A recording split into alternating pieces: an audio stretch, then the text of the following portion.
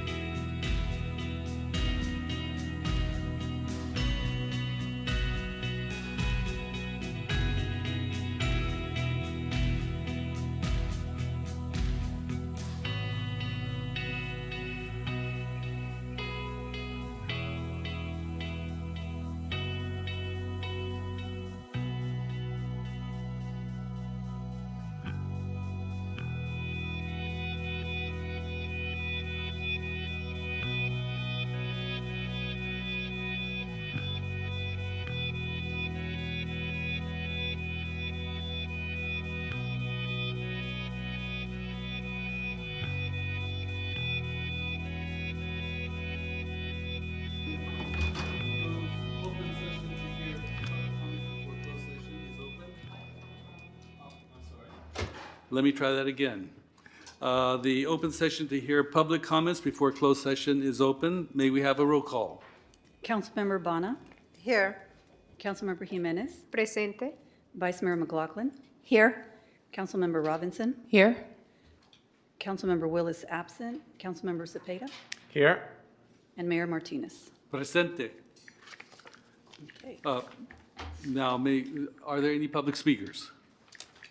I don't believe so. Let me double check. Any No, speakers there online? are no speakers. No speakers. In that case, open public session is closed, and we are, Oh, may I read the items to be discussed? oh, yes, During closed please, session. thank you. The items to be discussed during today's closed session are conference with real property negotiator, property Metro Walk Phase 2 at Richmond Transit Village, agency negotiators Lena Velasco, Nanette Beecham, negotiating parties Pacific West Communities, Inc., San Francisco Bay Area Rapid Transit District, under negotiation, price and terms of payment, 12th Amendment Disposition and Development Agreement.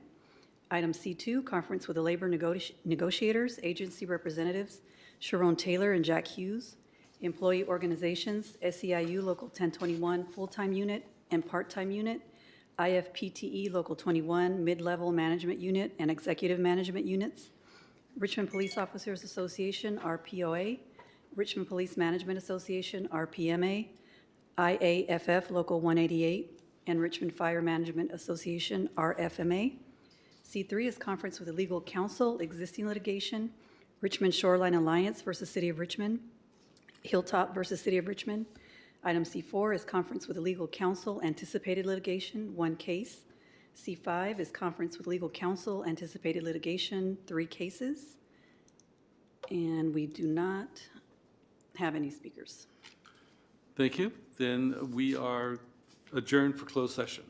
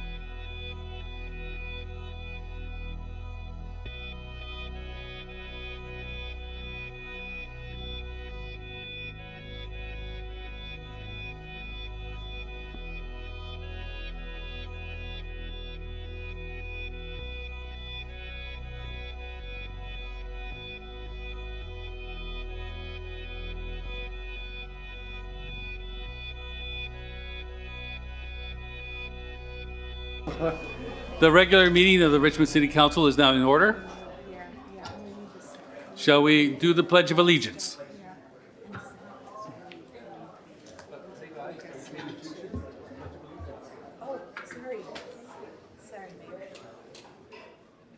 I pledge allegiance to the flag of the United States of America and to the republic for which it stands, one nation, under God, indivisible, with liberty and justice for all.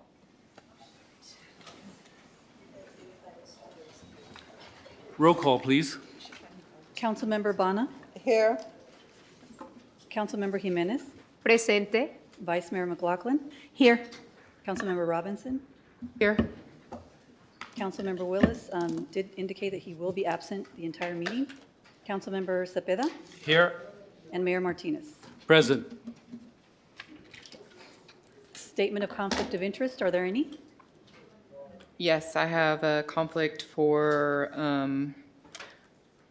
Q6C. Oh, sorry, Q3B.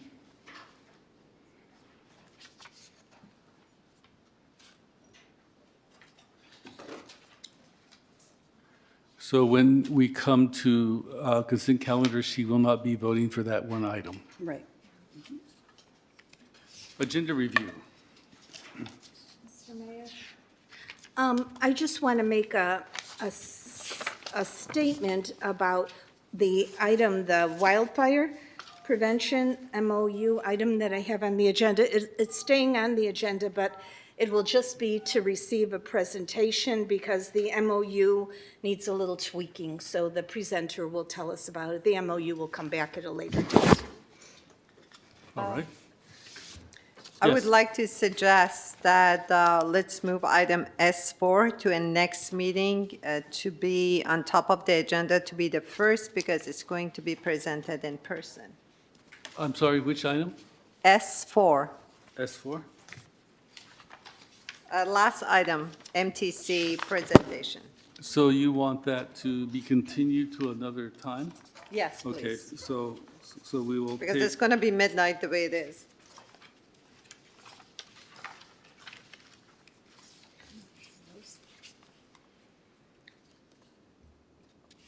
okay. I have a few items that I also want to be considered. I would like to move in before M. In other words, the commendations, presentations, and proclamation. I'm sorry, the reports of officers to come after commendations, presentations, and proclamations.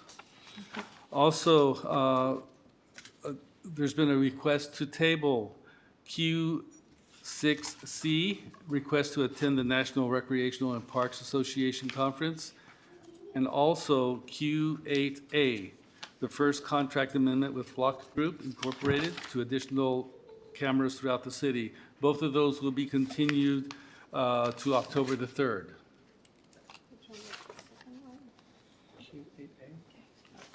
Once again, Q6C and Q8A Thank you. continued, are tabled until October 3rd, 2023.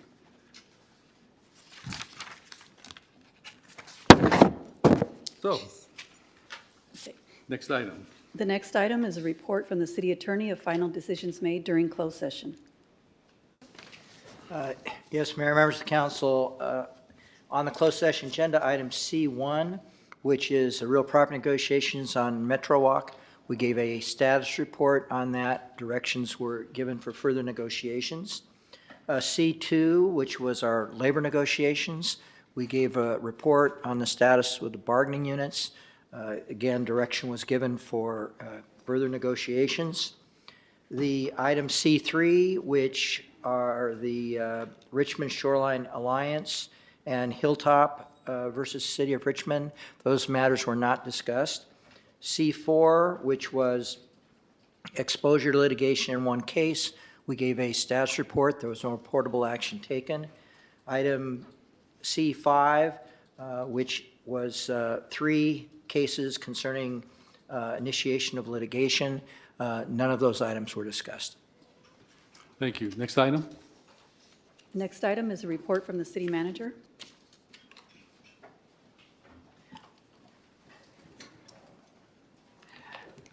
KCRT, can you please display the presentation? Not the citywide accomplishments, but the weekly report item? Thank you. Next slide, please. I would like to thank all of the city staff who were involved in numerous activities this week and the council members for coming out to various events. Next slide. On September 14th, we had the Mexican flag raising here at City Hall to honor Mexican Independence Day on September 16th. And we thank the mayor for his attendance as well as council member Zepeda. It was a well-attended event and it was a very nice event as well. Next slide. Want to thank Hugo and the abatement team in particular. We had 2 cleanups this weekend and want to thank the police department, city manager's office, and other staff that were involved. Sometimes when we have these neighborhood cleanups, people try to bring things that they're not supposed to. And so we're able to actively coordinate between different departments, including with finance, and to help thoughtfully resolve issues that arose at the neighborhood cleanup. But overall, they were both successful. And this is a picture of Miss Mason with Hugo at the cleanup. So it's a great time. Thanks, staff, for their work. And if you need a neighborhood cleanup in your community, we try to make them available to every community that would like to have one. If you're not currently receiving your neighborhood cleanups and you would like to learn more, please contact Hugo at 510-231-3030. Next slide. On Saturday, September 23rd, we're going to have a roller disco party at Unity Park, 1605 Ohio Avenue from 5 to 9 p.m. So please come on out, and there is a costume contest. Next slide. Coming up, we have National Drive an electric vehicle e-bike event on September 28th from 11 a.m. to 1 p.m. Want to thank the Transportation Division for organizing this event. It will take place from 11 to 1 here at Civic Center Plaza. And anyone who is interested in obtaining an EV, this is a really great event and we encourage you to participate. If you'd like additional information, please call 510-621-1718. Next slide. There's currently a Bayview film series taking place with our library staff. Want to thank them for organizing this. This is on September 28th from 3 to 5 p.m. The documentary is really geared towards those individuals that are boxing fans, so please come on out to the Bayview Library on September 28th from 3 to 5. Next slide. And we have another event that's scheduled to take place. The contact person is Catherine with the Latina Center. It's going to be here at Civic Center Plaza on Saturday, September 30th from 2 to 5 p.m. And I want to thank Councilmember Bana and other council members that have been involved in organizing this event. We're really excited to continue to activate our Civic Center Plaza. Next slide. And we also have 49er Prep Co-ed flag football. Unfortunately, I cannot participate due to my age, but this looks like it'll be a lot of fun. And it'll take place from September 25th to November 9th. Practices are on Monday and Tuesday from 5 to 6, and game days are on Wednesday from 5 to 6. If you'd like additional information, please contact RPIL at 510-620-6793. Again, 510-620-6793. And that is all for now. I'd like to turn it over to Sharon to announce our new hires that we have since our last meeting. Good evening, Mayor and City Council members. My name is Sharon Taylor, Interim Human Resources Director. Not on? Okay, you can hear me? So sorry. Good evening, Mayor and City Council members. My name is Sharon, Interim Human Resources Director, and I wanted to share with you that during the months of June through the beginning of September 1st, we hired 22 people, including 2 division heads. In our library department, we have Kate Epler. We're happy to welcome her to the city of Richmond.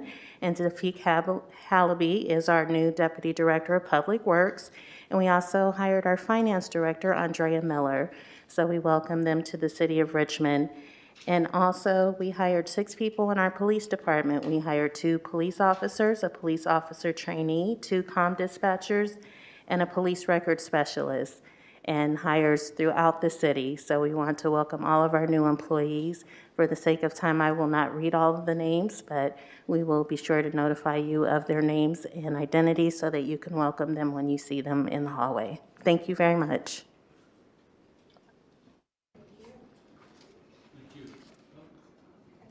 Next item. Can I ask one question to Sharon? Yes, go ahead. First of all, thank you so much. 22 hirings is impressive, so thank you. I just wanted to, because a lot of what emails and issues that we deal has to be with public works a lot of times. So I just wondering,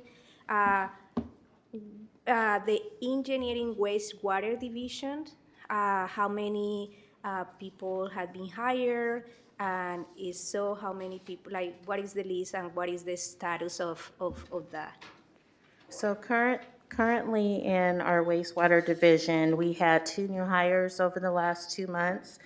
We hired 2 environmental compliance inspectors in the Water Resource Recovery Department, and also a senior civil engineer in the Water Resource Recovery. So we are in the process of staffing the wastewater division. How many vacancies do we have right now? I don't have that information here in front of me, but I can provide that information to you in an email.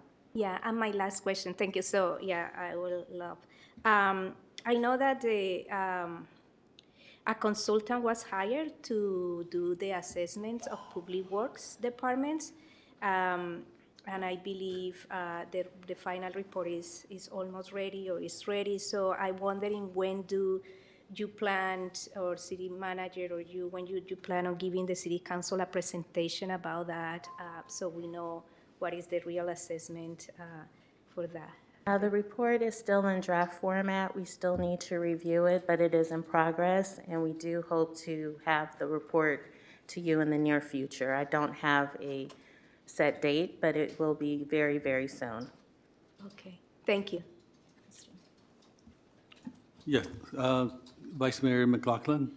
Yes, so on the Public Works track here, and I've already written Director Chavarria about this, but some of the, I guess they're in the gardener position, who take care of the Bay Trail along Marina Bay, are really in need of more staff because, I mean, the public has been engaging with me saying, hey, these people are not getting enough support, and they see how hard the staff that are out there are working. So Daniel Chavarria, our Public Works Director, has explained that they have to change the category from gardener to groundskeeper, and in order to do the kind of work we want them to do, which is, not use pesticides and all that.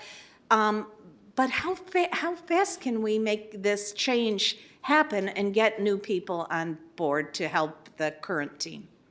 So yes, that is correct. Myself and Director Chavarria is in conversation about reallocating that position to a groundskeeper. We do need to take that before council because it is an adjustment to position control. So hopefully once we meet, which will be tomorrow actually, to discuss the plan moving forward, I'll be able to bring an item before council to amend position control to change that position over to a groundskeeper. Okay, because I know for 4 years, this kind of having more staff in this position has been an issue. So thank you for hearing me and for prioritizing that as best you can. Thank you very much. Mayor, if I may, we Yes, you will may. work with the mayor's office on agendizing additional items for study sessions. We have a long backlog, and we are, per the state audit, working on the comprehensive plan that the state has requested around staffing. In Public Works in particular, there is a backlog of work. and also a backlog in cost recovery around $6 million. So as that work continues, when we get clarity around how much of that we'll be able to retain or how much we're going to need to write off, then we'll be able to concurrently submit a revised staffing plan. But we think it's going to probably be a combination of continuing to add more staff, writing down some of that if we're not unable to get back all the reimbursements for grants, and then, but we'll present a comprehensive plan for the council's consideration, ideally in October. Thank you. And just for clarification, position has nothing to do with the use of pesticides. We have passed Correct. That's why they need to change it, apparently. Well, no, I thought no, it sounded, Yeah, it's understood that without pesticides, more people, hours needs are more work. necessary. Yeah, needs Yeah, more people. understood. Right, that's why I was Okay, bringing it up. Thank yeah. you. All right, next item. The next item is commendations, presentations, and proclamations. Proclamation honoring the life of Richard P.D. Perez III and approve an art project to include 2 decorative refuse receptacles. Thank you. I want to say that this is something in long time coming. It's something that should have been done many, many years ago, and I'm very happy that this city council is a city council that has made it happen. So I would like Councilmember Bana and Melvin's not here, and I to come up and make the commendation.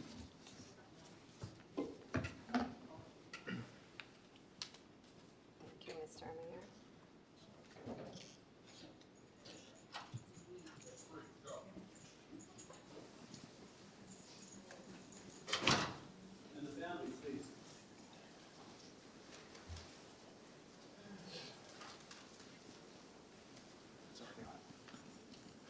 Thank you. And I want to thank you for your tireless efforts to make sure that the remembrance of your son and the pain that was caused by a senseless killing will be used to improve our police department and to improve the face of Richmond. Do you have statements? Can I say it after you read the Okay. proclamation? And I think the family may want to talk after you read the Yeah, okay. proclamation. Thank you.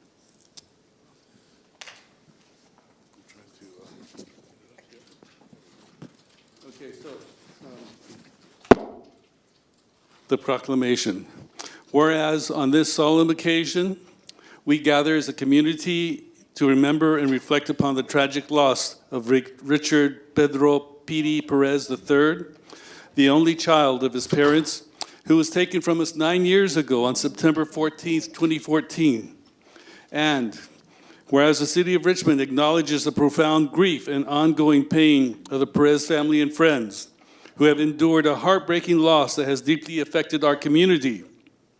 And whereas the untimely and unjust death of Richard P.D. Perez III serves as an indictment of the excessive force employed too often by law enforcement, a practice that particularly jeopardizes the lives of unarmed individuals of color, undermining the fundamental principles of safety, respect, and dignity that should be inherent in every community interaction.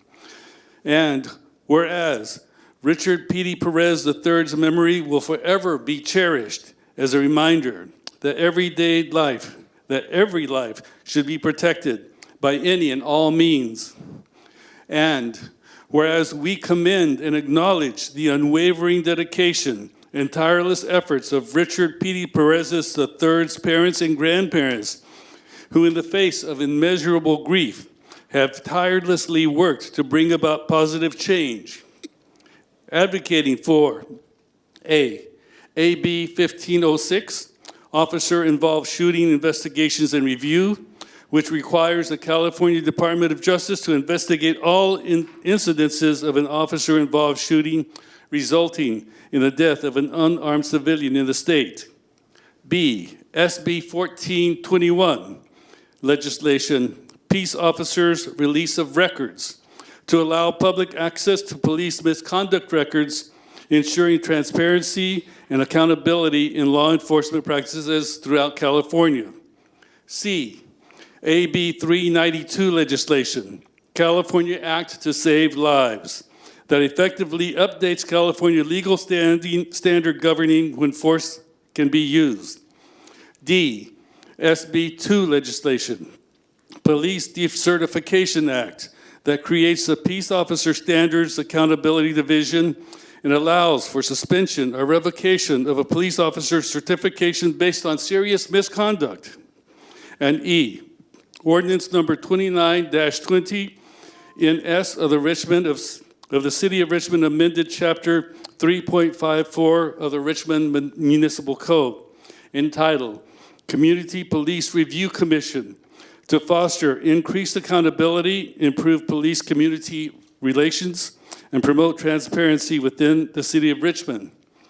And whereas the City of Richmond acknowledges the importance of remembering and learning from the past as we strive to improve our present and future, whereas the City of Richmond is committed to the principles of justice, transparency, community trust, acknowledging that challenges and complexities of such incidences and recognizing the imperative for reconciliation and healing.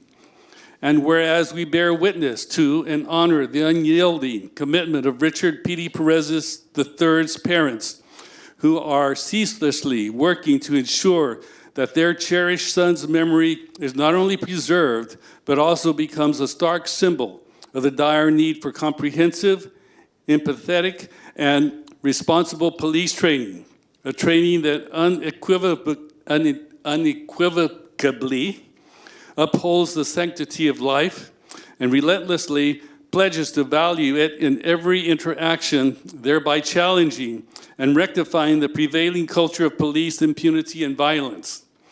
And whereas we take note of the Richmond Police Department's decision to incorporate Richard P.D. Perez's III story into its cultural compatibility training for new officers, highlighting the non-negotiable duty to practice empathy, de-escalation, and utmost respect for the sanctity of human life. A commitment that should be a foundational element of the roles, not an optional initiative. Now, therefore, I, Eduardo Martinez, on behalf of the City of Richmond, hereby declare September 14th, 2023, as a day of remembrance for Richard P.D. Perez. On this day, we stand united in remembrance, reconciliation, and a collective commitment to ensuring that the lessons from the tragic loss of Richard P.D. Perez III will be fully utilized in preventing such incidences in the future. We urge all residents to reflect on the sanctity of life, values of justice, compassion, and community unity. Let us honor PD's memory through actions that foster understanding, healing, reconciliation, and renew our dedication to the pursuit of a just and equitable society for all. So I would like to ask everyone to honor him with a moment of silence.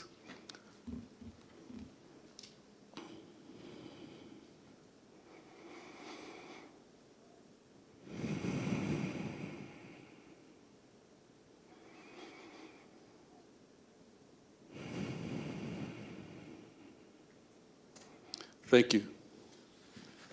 So, you want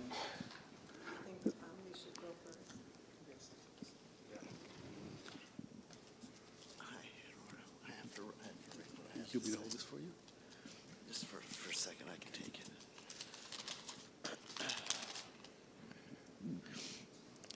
Thank you from the bottom of our hearts for trying to create some healing and closure for our family. It is very, very much appreciated. It was not the council's responsibility, and yet they did. Thank you so much. One of the bills that Mayor Martinez mentioned is near to me, AB 1506, where all unarmed killings go to the Attorney General for investigation. PD's case is one of the few in the state of California that is considered unarmed. They call everything a weapon, including a vehicle, unless they are in custody deaths. It became apparent that between the DA and police, that their main objective was to see that an officer was not charged, not the unadjustable death of Petey, even demonizing him and throwing his character under the bus. Instead, Wallace Jensen was removed from the city, placed on permanent mental disability, working as private security. That is not the council's responsibility, and yet they have stepped up to help with anything they could within the realm of their capabilities as a council. Thank you all. You're to be commended. I'm not as efficient as Petey's mother and my wife. I don't write things down, but my job is far from over with the police department, but I do appreciate that Chief Beast is talking to me and working with me. Something I couldn't say about the previous two chiefs. And well, right now is not the time to bash them. I am totally appreciative of the council for presenting us this proclamation. And I just hope this never happens to anyone else ever again. Nothing's going to bring my son back in this life, but preventing it from happening to someone else is my goals. I'm going to make a little dig here. Mr. Venturiel told me if you didn't like the laws, change them. And so I did. So, I mean, with the help of many others, we did. We changed a bunch of laws.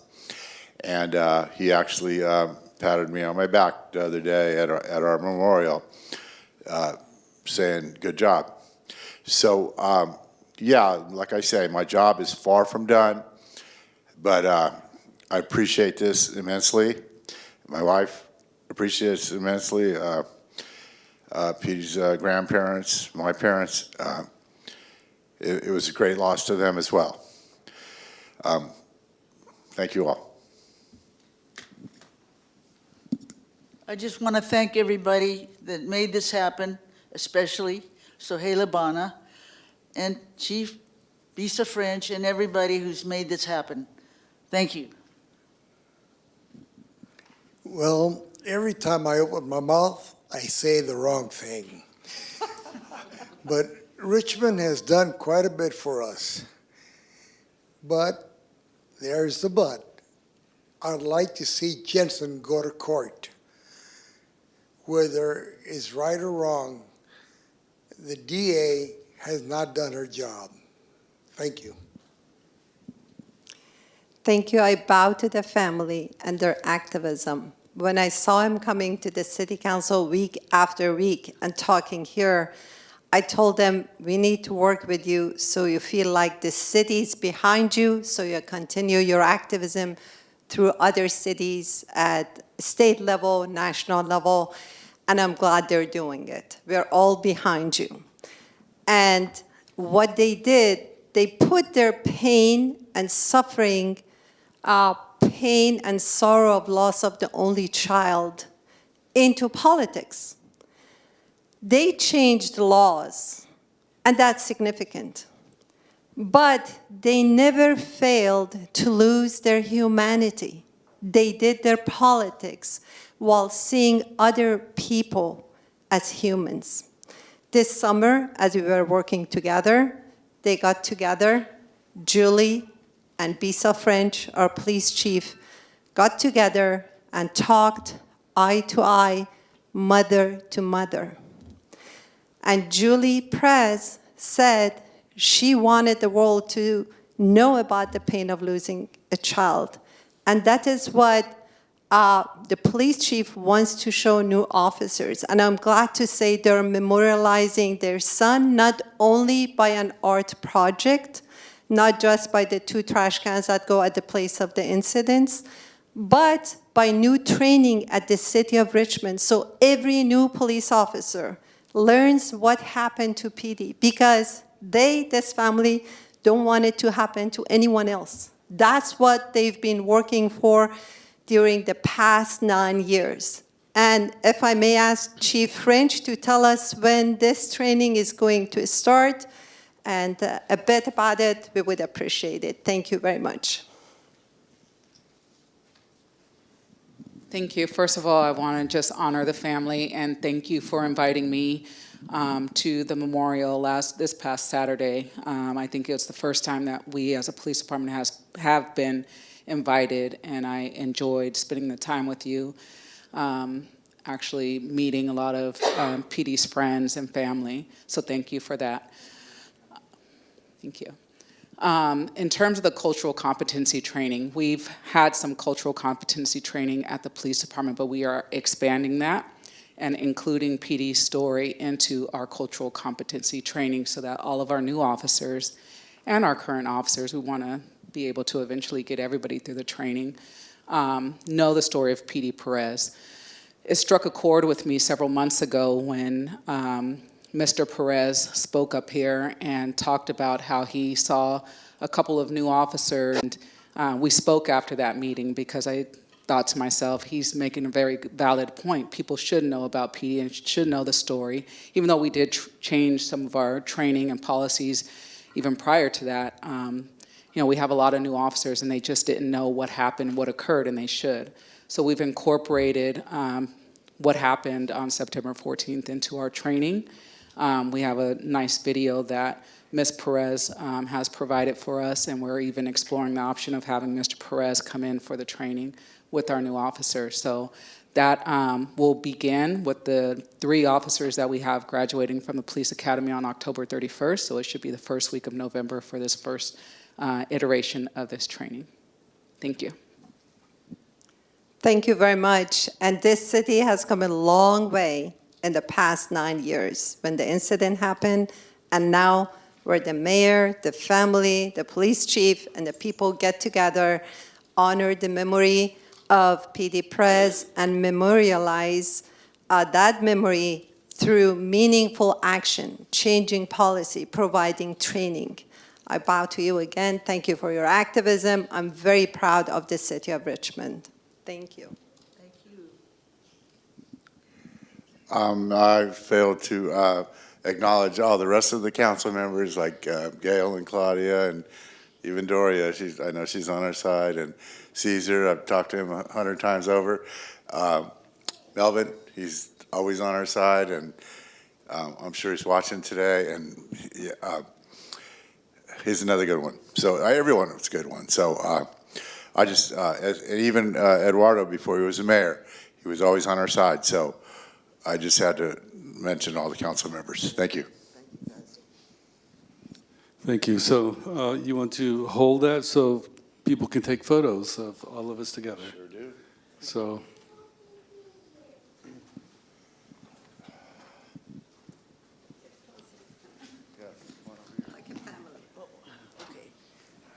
I'll hold you up. Do you want me to put these away?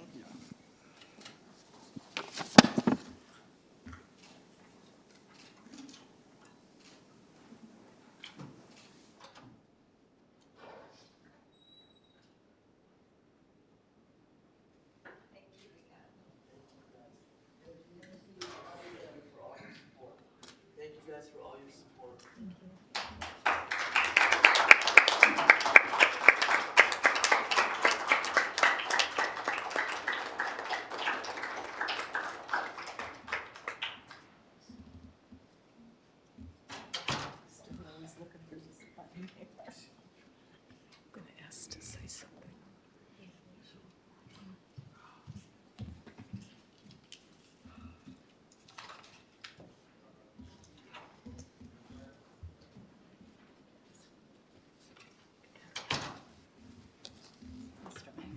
And now it's time for item N. Yes. So I just want to say thank you to the Perez family for all your advocacy over the years. It's because of your advocacy that we did make changes like in early 2015, I think it was, to the Police Commission. It was called the Police Commission. In the past, it's now called the Community Police Review Commission, I believe. And we made some changes to that, strengthening it because of your advocacy. I think we could probably use some more changes. And so I think your advocacy, as Rick said, gets these laws to be changed and these structures like a commission to become stronger. And so I just want to thank you. I was able to stop by the memorial, and it's always such a heartwarming experience. And so thank you, and know that your pain and suffering is totally understood by this council, and we're working hard so something like this never happens again. But I just want to applaud your hard work. Thank you. Councilmember Jimenez. I just wanted to say thank you for your advocacy. And while we are commemorating Peri Perez today, we, the City Council, want to make sure that this tragedy doesn't happen again. And this is why last City Council, we approved with council majority, not everybody, but council majority, the creation of the Community Crisis Response Program. So people who have mental health crisis and other nonviolence emergency can be served by non-sworn staff and people who understand the situation and can de-escalate situations so nobody gets a bullet because they are in a difficult situations. And this is a commitment that the City Council is doing, trying to reimagine and in a holistic way what public safety is about. Because if we will have the Community Crisis Response Program, Peri Perez will have been alive today. So we are committed to make sure that we remember Peri Perez, but we remember it in a way that we put actions in place. And I am looking forward to working with you as the liaison of the Community Police Review Commission to continue to strengthen that structure that we had to make police more accountable to the community. Thank you. I understand we have public comment. Yes, we have 3 public speakers in person. The first speaker is Sean Dunning, followed by Emily Ross and Tarnell Abbott.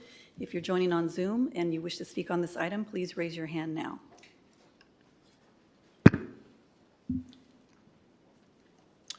Good evening. I'm Sean Dunning, a proud resident of Richmond, California, a place with remarkable people from all walks of life.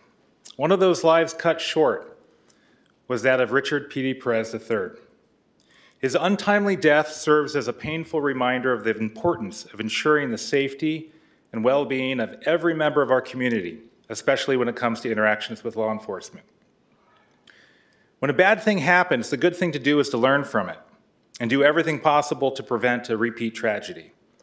Likewise, when something goes well, we ought to learn from that in order to maximize the possibilities of continued progress. PD's story includes a lot of bad, and it also includes some good that we should build on. In addition to recognizing the perseverance of the Perez family to champion new laws that will allow for more police accountability, I believe we should acknowledge and appreciate the initiative taken by the Richmond Police Department and Chief Bisa French to incorporate PD's story and legacy into their cultural competency training, which will reach every officer, current and future, in RPD. I also want to appreciate Councilmember Bana for not looking the other way at the repeated pleas from the Perez family to be acknowledged, and for convening key stakeholders in the spirit of healing and reconciliation. Thank you, Mr. Mayor, Councilmember Bana, and Councilmember Willis for taking note of the historic progress made by the Perez family in cooperation with the Richmond Police Department toward a safer future for all. We have a lot of work to do, but let's not miss this historic nature of this turning point toward better cooperation and collaboration on behalf of the entire Richmond community. Thank you. Thank you. The next speaker is Emily Ross.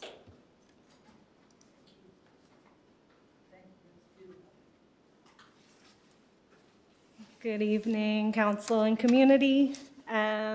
just wanting to lend my voice to the gratitude for passing this proclamation tonight, as well as the other items around the commemorative art, garbage receptacles, and the future police training.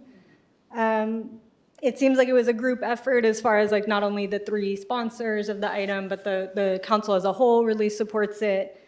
The Parks and Rec Commission, I think, had a role in moving things forward. The artists that are volunteering their time, city staff that had a hand in this, I think in particular Chief French, who seems to have responded to PD's family with more compassion than previous administrations, and also like turning that compassion into action with the training change.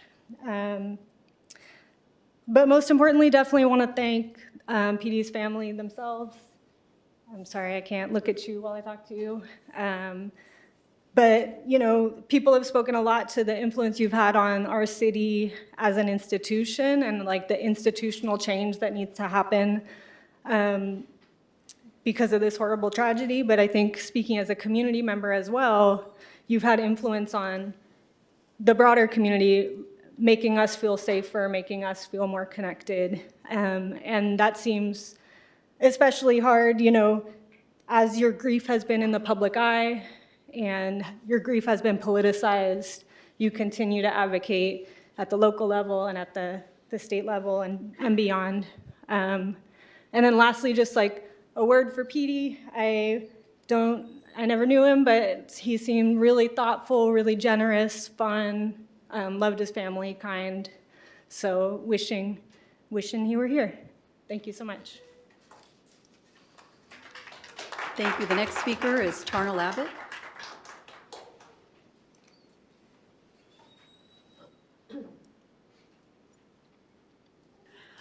Good evening. My name is Tarnell Abbott. I'm a Richmond resident, and I came here tonight specifically to show solidarity with the Perez family and to thank the council for taking this symbolic but very moving and important step in this proclamation.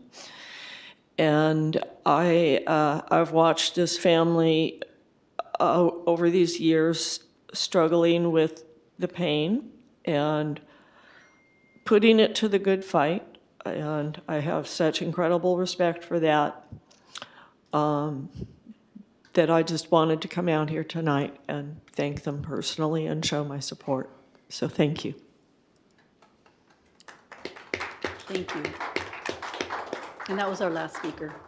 Are there any speakers online? No Zoom speakers. No. Council members? Okay, can I just add something quickly? Thank you, Emily Ross, for reminding me. I should thank the Parks and Recreation Commission and especially Arts and Culture Commission and Winifred Day, who helped with the process almost every day this summer with getting all the forms and everything, and City Attorney James Atencio. And also I would like to thank Sean Dunning for his role in bringing all the stakeholders together in this reconciliation project. Thank you, everyone.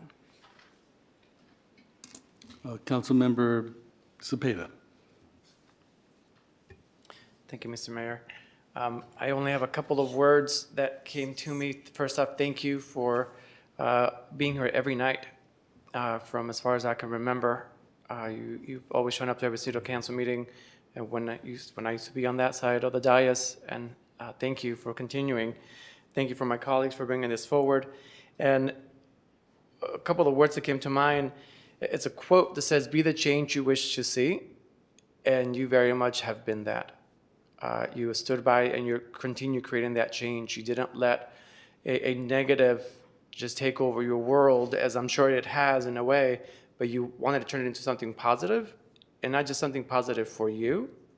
The beauty of your family is that you don't want that beauty just for you. You want to give it to others. So thank you for being that change and continuing to be that change that we all need. And I look forward to working together in the future change. So thank you.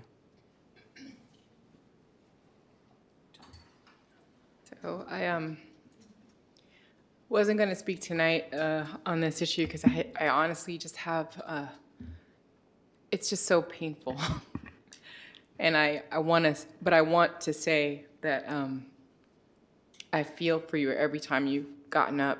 I feel like it's hard not to cry because it's such a horrific thing that has happened. And as a mom of a brown boy, it is your worst fear, you know, just your worst fear. And I wanted to just, in my really non-eloquent way, thank you for everything that you've done to help protect all of our kids. Just really thank you. It's a really hard topic for me. I have just historical trauma with people in my family and things have happened with police. So it's really hard for me to talk about, but I just wanted you to know that I really am grateful for all of your work, and I'm so sorry for all of your pain. Thank you. I'd like to also add that they talked about the trash receptacles, but they did not mention the plan for a bench, the plan for a mural to celebrate Petey's life here in the city of Richmond. And I want to thank the owner, or the past owner of Leslie Ceramics, for offering his services to make these objects. John Toki. Yes, thank you. Thank you, John Toki. All right, next item. The next item is reports of officers, referrals to staff, and general reports, including AB 1234 reports. Okay, we'll start with Vice Mayor McLaughlin. Yes, thank you, Mr. Mayor. I already talked with the mayor about this, and actually it was the city clerk who is not here today, but I think her staff knows it as well. She suggested during my report that I do this. And so what we have here today is some folks from the Public Bank East Bay, and they are here to announce our hiring of a CEO. So I'm going to introduce one of our co-chairs of the bank board, and she then will introduce the CEO. And I think we're getting some information passed to us about the new CEO. So let me introduce Jen Esteen. And Jen is a nurse. She's a union organizer with the California Nurses Association and SEIU, and she's a trustee of the Alameda Health System. And as I mentioned, she's a co-chair of the bank's board. So Jen, will you please help us understand who the new CEO is? Well, thank you so much, Vice Mayor, and thank you all very much for having us this evening. And I can't follow the proclamation that we just heard without also sending condolences to Petey's family. What a sad tragedy. And the work that is being done is similar in spirit to the work of the public bank, which is to better our community, to give back. The Public Bank of the East Bay is very fortunate that we have come to a place. Here in this country, there's only one public bank, and in the rest of the world, there's more than 700. And the public bank that exists in this country has been around for more than 100 years. So to have the ability here in the Bay Area to have the creation of a public bank, which we have never seen in our lifetime, is really historic and beautiful. And just to give you guys an idea of what the public bank is capable of, last year, the one public bank that exists is in North Dakota, and they had returns of 15% from their municipal investments that they were able to then put back into their municipal funds. And 15% returns are pretty outstanding. You know, Wall Street doesn't give returns back. If you're lucky if you get a 1% CD after 18 months. Like, it just doesn't happen. And when we get the money back into our municipalities, we get to decide how to spend those funds, how to reinvest. And we look forward here at the Public Bank to bringing that to Richmond, Berkeley, and Oakland, and all of Alameda County.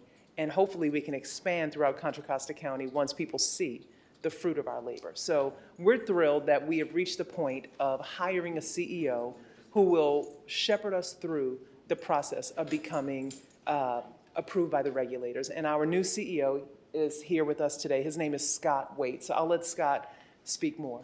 Thank you all so much. Thank you, Jen. Thank you so much, Jen. Good evening, council members. I appreciate the opportunity to come before you tonight. As Jen mentioned, my name is Scott Waite, and I'm the new selected Chief Executive Officer for the Public Bank of the East Bay. I'm a career financial institution executive, and it's my honor to take the next level of the public bank into its mission of becoming a reality. There's a tremendous vision and mission behind the Public Bank Initiative. It's been in the works for some time, but we're now on the cusp of finishing some real critical steps important to make this a reality. As Jen mentioned, we have some missions or mission of looking at specific lending areas for some of our communities, and particularly some of our communities that have underserved populations. We're going to be looking at affordable housing. We're going to be looking at small business lending, and we also are going to be looking at renewable or solar energy solutions. It's important to note that the public bank is going to partner with other financial institutions. We're not a competitor, we're a partner. And from that standpoint, it is a novel idea. I've spent my last 30 years in the credit union industry. And as some of you may know, the credit unions have kind of a mission of people helping people. We're not for profit, there are no shareholders. We try to do our best to put the returns back into our memberships. There's a lot of similarities between my experience and background and the public bank's mission. And I'm looking forward to partnering with the city of Richmond, Oakland, Berkeley, Alameda County. And our next steps, we are finalizing our business plan. From the business plan, we'll be meeting with agencies and staff of those agencies. We, as any financial institution in the country, must go through a regulatory process to get our charter and to be up and running. So we have a little bit of work ahead of us before we become a reality, but we're excited to take this next step. We're the first public bank initiative in the United States to select and hire a CEO, so that puts us, I think, at the front of the line. Lastly, I would just like to say that I'm no stranger to these local communities. I've spent 20 years with Patelco Credit Union as their Executive Vice President and Chief Financial Officer. Patelco is currently headquartered in Dublin, California. I've lived 17 years in Dublin. I presently live in Livermore. I've spent most of my adult life living in Alameda County. And last but not least, I was born in the city of Richmond. So it's my honor again to have been selected. I look forward to working with our partners, and I look forward to working with all of you. Thank you for your time tonight. Yes. Sure. Sure. Are there any public speakers? Oh, actually, we have to wait. Does it? I think that is. We can do this first. Yeah. You guys get to come up real close. No.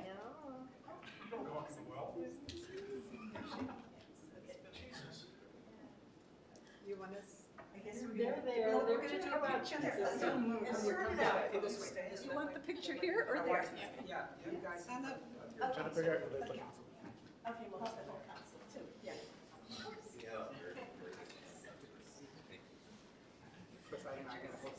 The background of your picture. You guys in the middle. We'll be in there. No, people standing behind you. Oh, close. Close. Can you see everybody? You guys like it?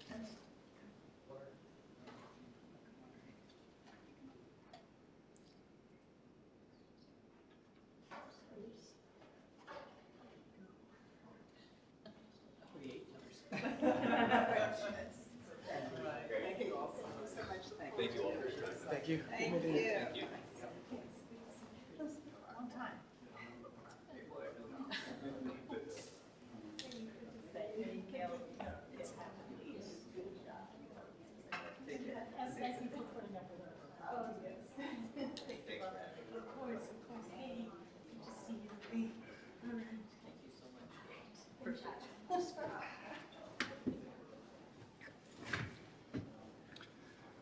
right, let's continue. Councilmember Jimenez? Yeah, thank you, and it's great news for the public bank. I just wanted to say thank you to some of the staff members who are doing incredible work, and I would like to a special thanks to Abigail Sims from LEAP program, the literacy program, and she with Fred. Fred Lucero from the Richmond Works are working together and put this incredible math review class for Richmond residents who desire to take the plumber exam and qualify for the plumber's position at Edmond. This first math review class attracted 79 participants. And Mr. Lucero was very active in recruiting some of those participants. This is something that I will like to make sure that people know about it. So if you want, I think like there will be another classes for other folks to participate. LEAP also formed a new partnership with Michelle Obama Elementary School to provide English as second language instructions to parents. This is an ideal location to reach Richmond residents, and 2/3 of the school population are children from a Spanish-speaking household. This instructional session will be held during the after-school programs when parents can come earlier to receive instructions before they pick up their children. So I want to thank Abigail Sims for all the work, and Fred Lucero from Richmond Works.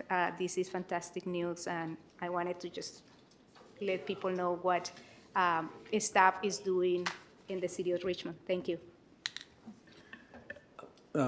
Councilmember Robinson. Good evening. So I'm here. I'm always giving the plug for getting involved with your neighborhood council. I just came from the Coronado Neighborhood Council this past weekend, and it was really just good to hear from all the residents.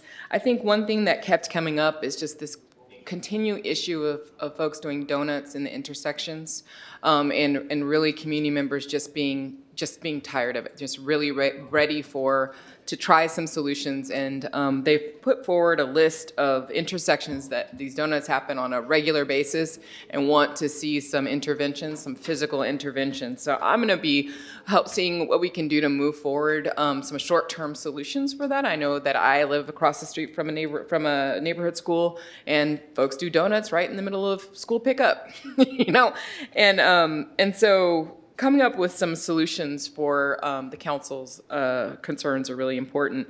I think it's a really powerful place. We heard some really eloquent and helpful feedback from Lieutenant Lucas, who's the Central District Commander. I'm not one to usually comment on police, but he was just so capable and so clear and helpful, answering people's questions, being really open-minded, and I feel like that's the kind of community policing that we really need. So I just wanted to commend him and just say that, more of that. Finally, please look out for a community meeting that we're trying to organize with the leadership from the Pullman Neighborhood Council around the International Hotel, so that the fire took away the hotel, but we still want to create something in that location. So I've been gathering information about what may be possible, who are the owners, what they're willing to do.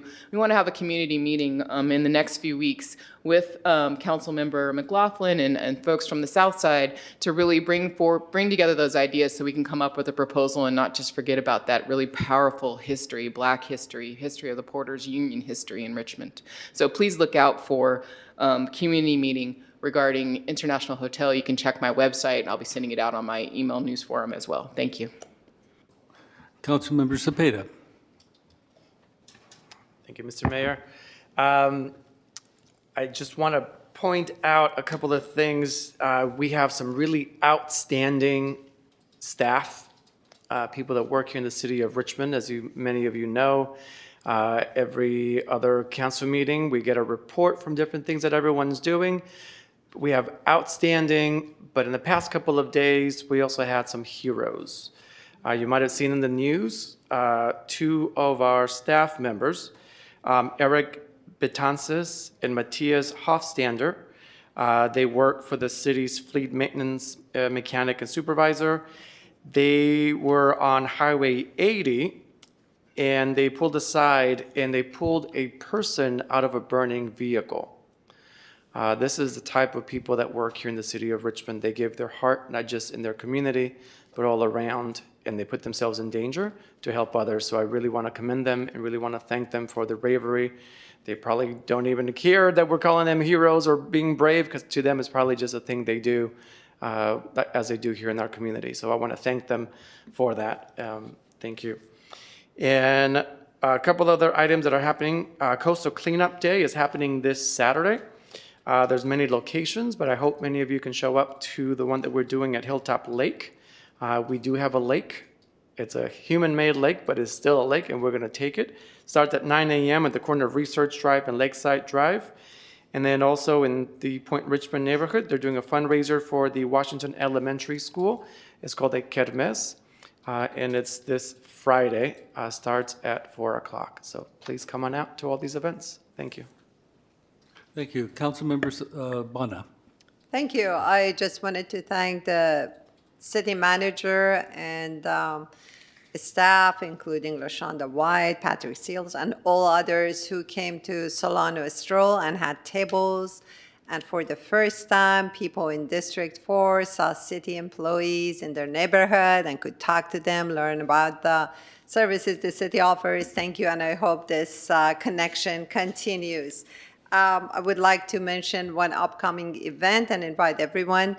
That's September 30th, Saturday. Violence Against Women is going to be a free concert. As you know, violence against women is not just an issue in the city of Richmond. Women's rights, and especially sexual rights, are being violated in America. As you see, abortion rights under attack, other sexual rights are under attack all over the world. I am from Iran. You might have heard about the revolution for women's rights, woman, life, liberty. It was the anniversary of death of Mahsa Amini in morality police custody.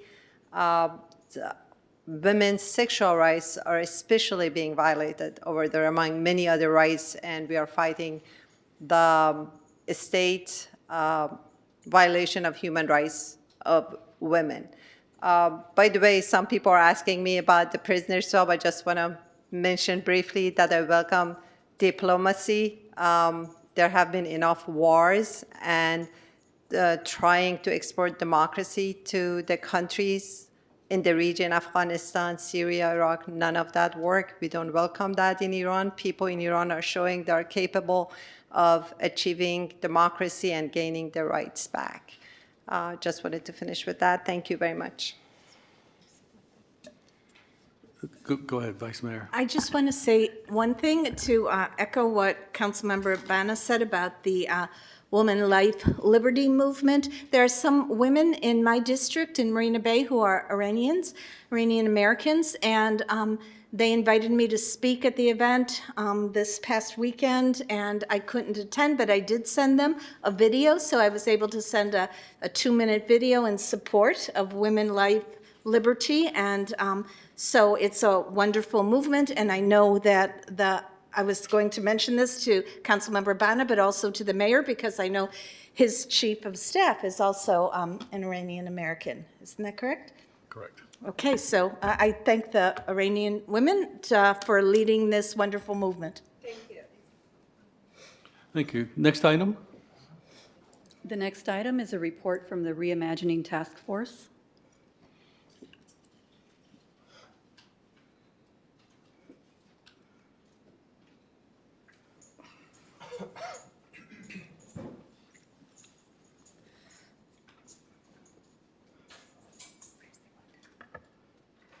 Does that work?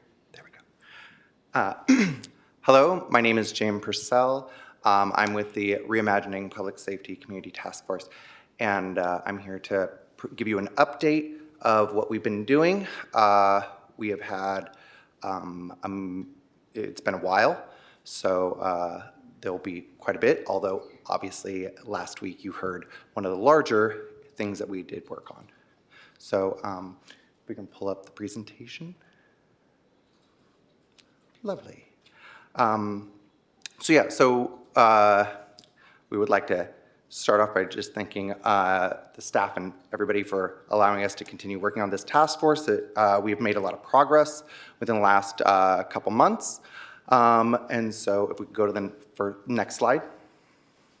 So we had the community summit, and we have some takeaways from it. We held it on June 3rd at Martin Luther King Jr. Elementary School. It was led by Armand Lee, Helen Burks, and myself. We had about 40 members of the public participating, as well as we had community leaders, members of the city council, staff, staff from the mayor's office.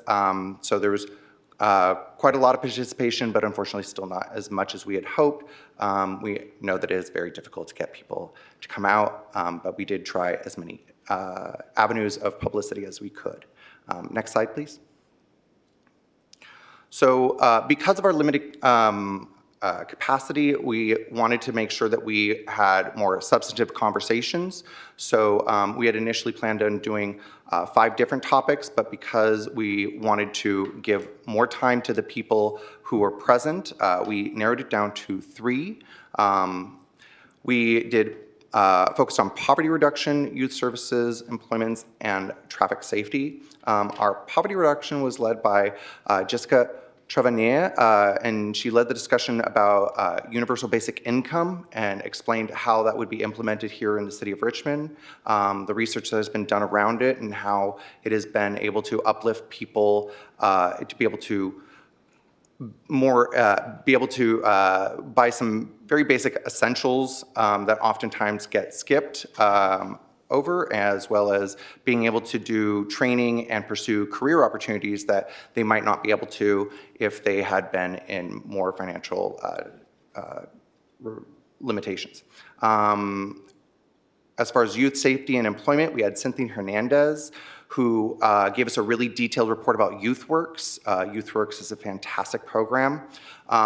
It is employing youth for 6 months.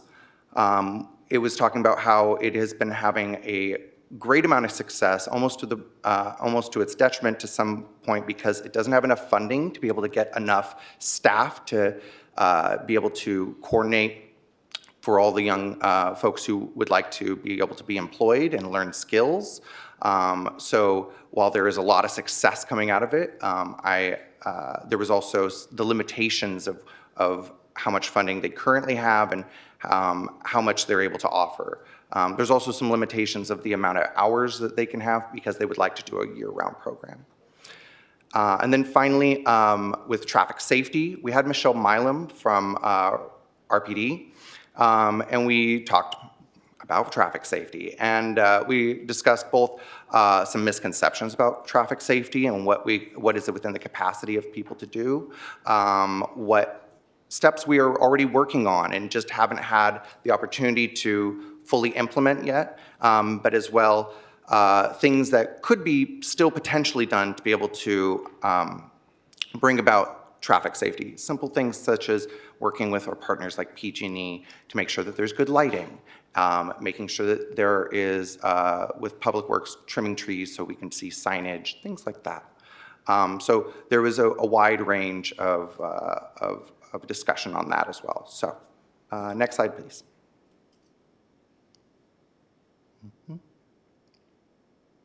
Next slide, please. There we go. So some of the key insights that we can really take away from it, because there was a copious amount of notes that were taken, but universal basic income is only a facet of the needs of the city of Richmond in order to be able to do poverty reduction. Primarily, we need to figure out ways to help the older and elderly unhoused community, the BIPOC community, as well as youth, and try to figure out ways that we can help work with unions with regard to Richmond Builds and be able to try and help young people understand that college doesn't have to be the only destination outside of high school. It can also, their trade schools are fantastic options to have a bright and viable future. YouthWorks, as I had mentioned prior, needs more support to be able to keep up with the demand and provide the staff necessary to be able to really engage young people. Public education campaign was stressed by Michelle Milam in order to be able to help promote traffic safety. Some of the things that we are addressing are culture changes that need to happen. We do have very wide streets, and in order to be able to try and address the culture that is currently we're in conflict with, we have to bring about a sense of community and be able to change the minds and perceptions of what should be done on the street, so that way when people will be more adverse to doing donuts and whatnot. As well, one of the last things that really kind of shined through on all of the areas were clear timeframes and a monitoring of progress for various projects, so that people can feel informed. There is a lot of difficulty with the community trying to understand what is being worked on and what is progressing, and so if they don't hear about it, oftentimes the loudest advocates will get the attention and can mislead. So that would be some of the bigger highlights that I would take away. As well, we are planning to do a future summit to address the remaining topics that we weren't able to. And I also do want to say a special thank you to Foodsy, which is a local business here in Richmond that provided the food, to Allison Flowers for providing some money to be able to help provide that food, as well as some of the materials and whatnot. And a special thanks to our staff liaison, LaShonda White, and all the other city staff and for hard work and financial support for this. Next slide, please.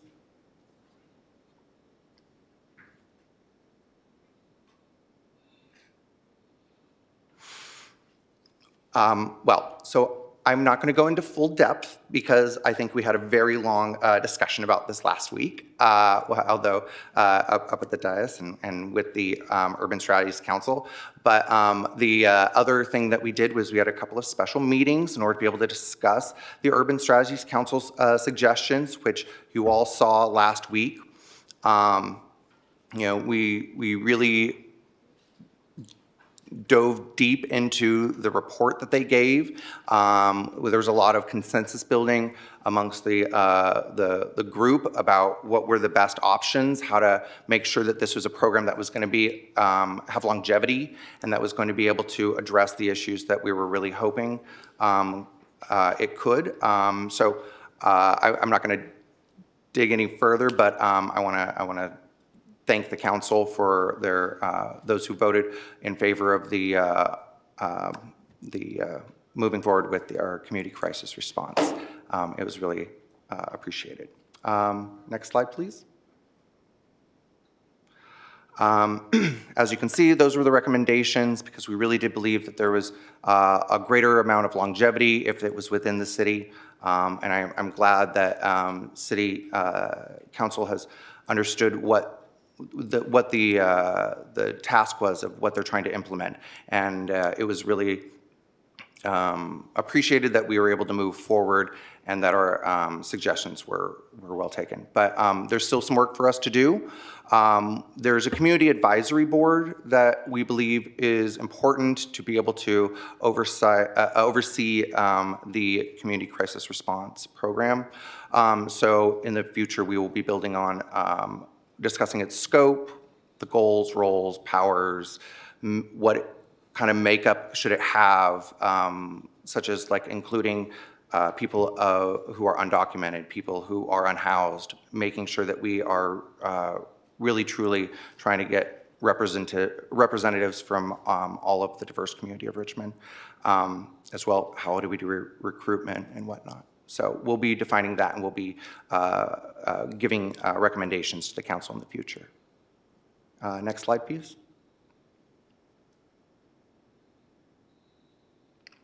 All right, well, this is the close it out. We have our meetings that are in person They're on the fourth Wednesday of every month.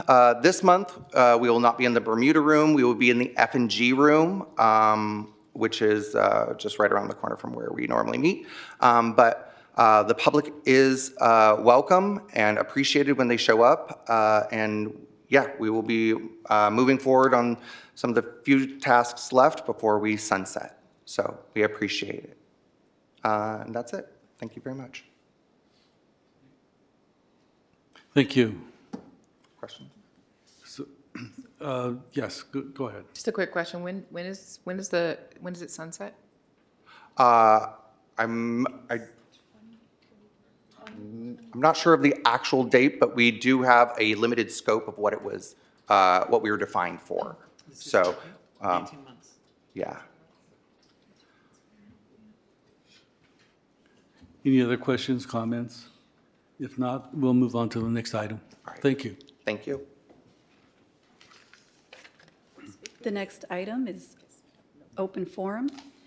And during open forum, public comment can also be made on reports of officers, the report from the city manager, and the report from the Reimagining Task Force. Tonight, we have 6 in-person speakers. Each speaker will be given up to 2 minutes. And as a reminder, please keep your comments respectful. If you're joining on Zoom and would like to speak under open forum, please raise your hand now. The speakers are Don Gosney, Mark Wasberg, Wesley Alexander, Jamin Purcell, Tarnell Abbott, and Mayor Martinez. Don Gosney?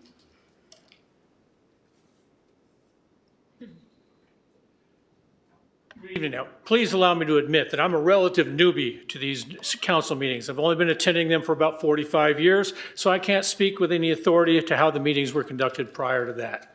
In my time, though, I recall that the process for allowing people to speak on an issue has been relatively consistent, except in recent times.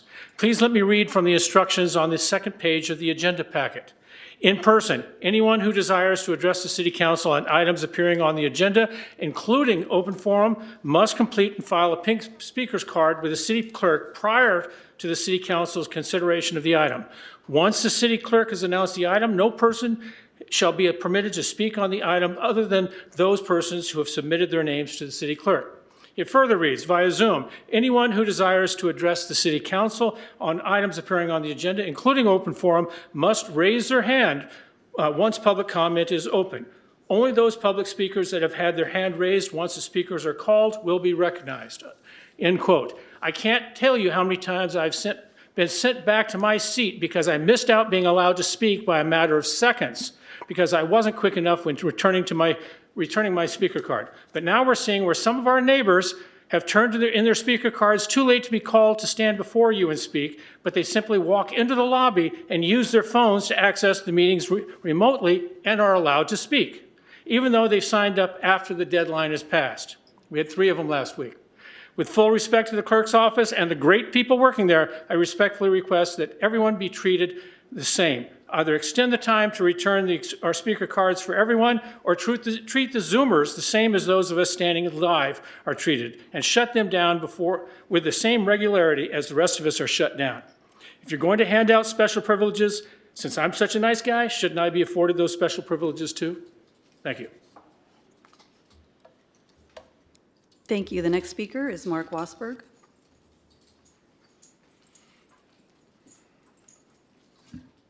This reparation should never happen. You can't pay a person because of the color of their skin. Before the Floyd incident, there was not one word about reparation. Since after the Floyd incident, that's all they've been talking about. It's going to cost the state $800 billion to pay these people who was never a slave. There was never nobody was picking cotton here in California. It was just a bunch of radicals out there that wanted to be paid for nothing. The BLM made $90 million on a bunch of hate and violence and lies. Have them pay restitution. Have them pay reparation for all the lives and property and chaos that they caused. We all know what's happened at that time. Going out after the white people try to take their property away after they worked hard for it, rioting and looting, and they're still going out there and looting. Every person I see stealing out of Walgreens, 95% of them are black. You see it on the news every day. That's why the businesses are closing down, because there's too much violence. You can't pay a person for the color of their skin. It's going to bankrupt the whole entire state of California. It's all a bunch of pack of lies anyway. And your lawmakers are out there saying, sure, we'll go ahead and pay them. You can't pay a person just because their ancestors were slaves. That's what they're doing. Half of them, 2/3 of them, don't even know who their ancestors were.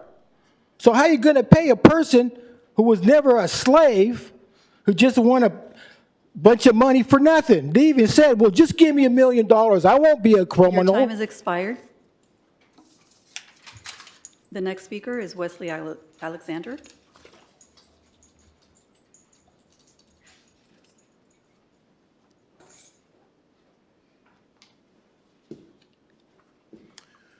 Good evening, Mayor and City Council, as well as staff for the city. Thank you guys for the human touch in regard to honoring Mr. Perez III. Definitely puts faith in the city that we live and work in, so appreciate you guys for that. I'm speaking on behalf of the general community as well as the business community in regard to encouraging the city to really allocate ARPA funding to staff this city. As you know, we have wonderful people making great efforts to provide great resources to the people and to the business community. However, they are overburdened, and as a result, that creates a challenging culture or morale within the actual staff that the people can feel.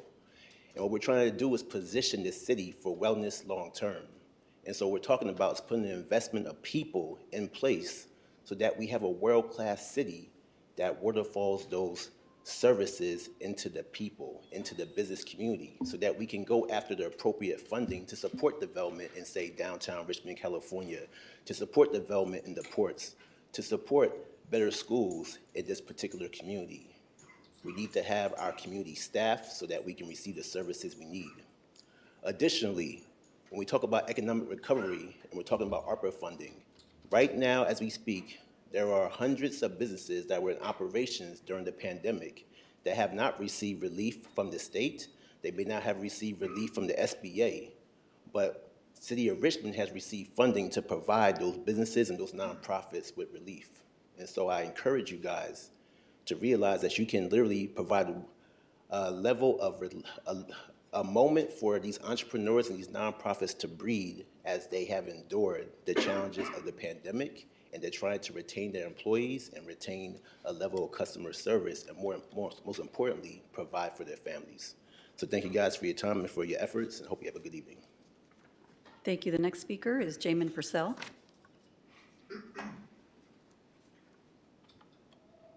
Sorry, I'm choking.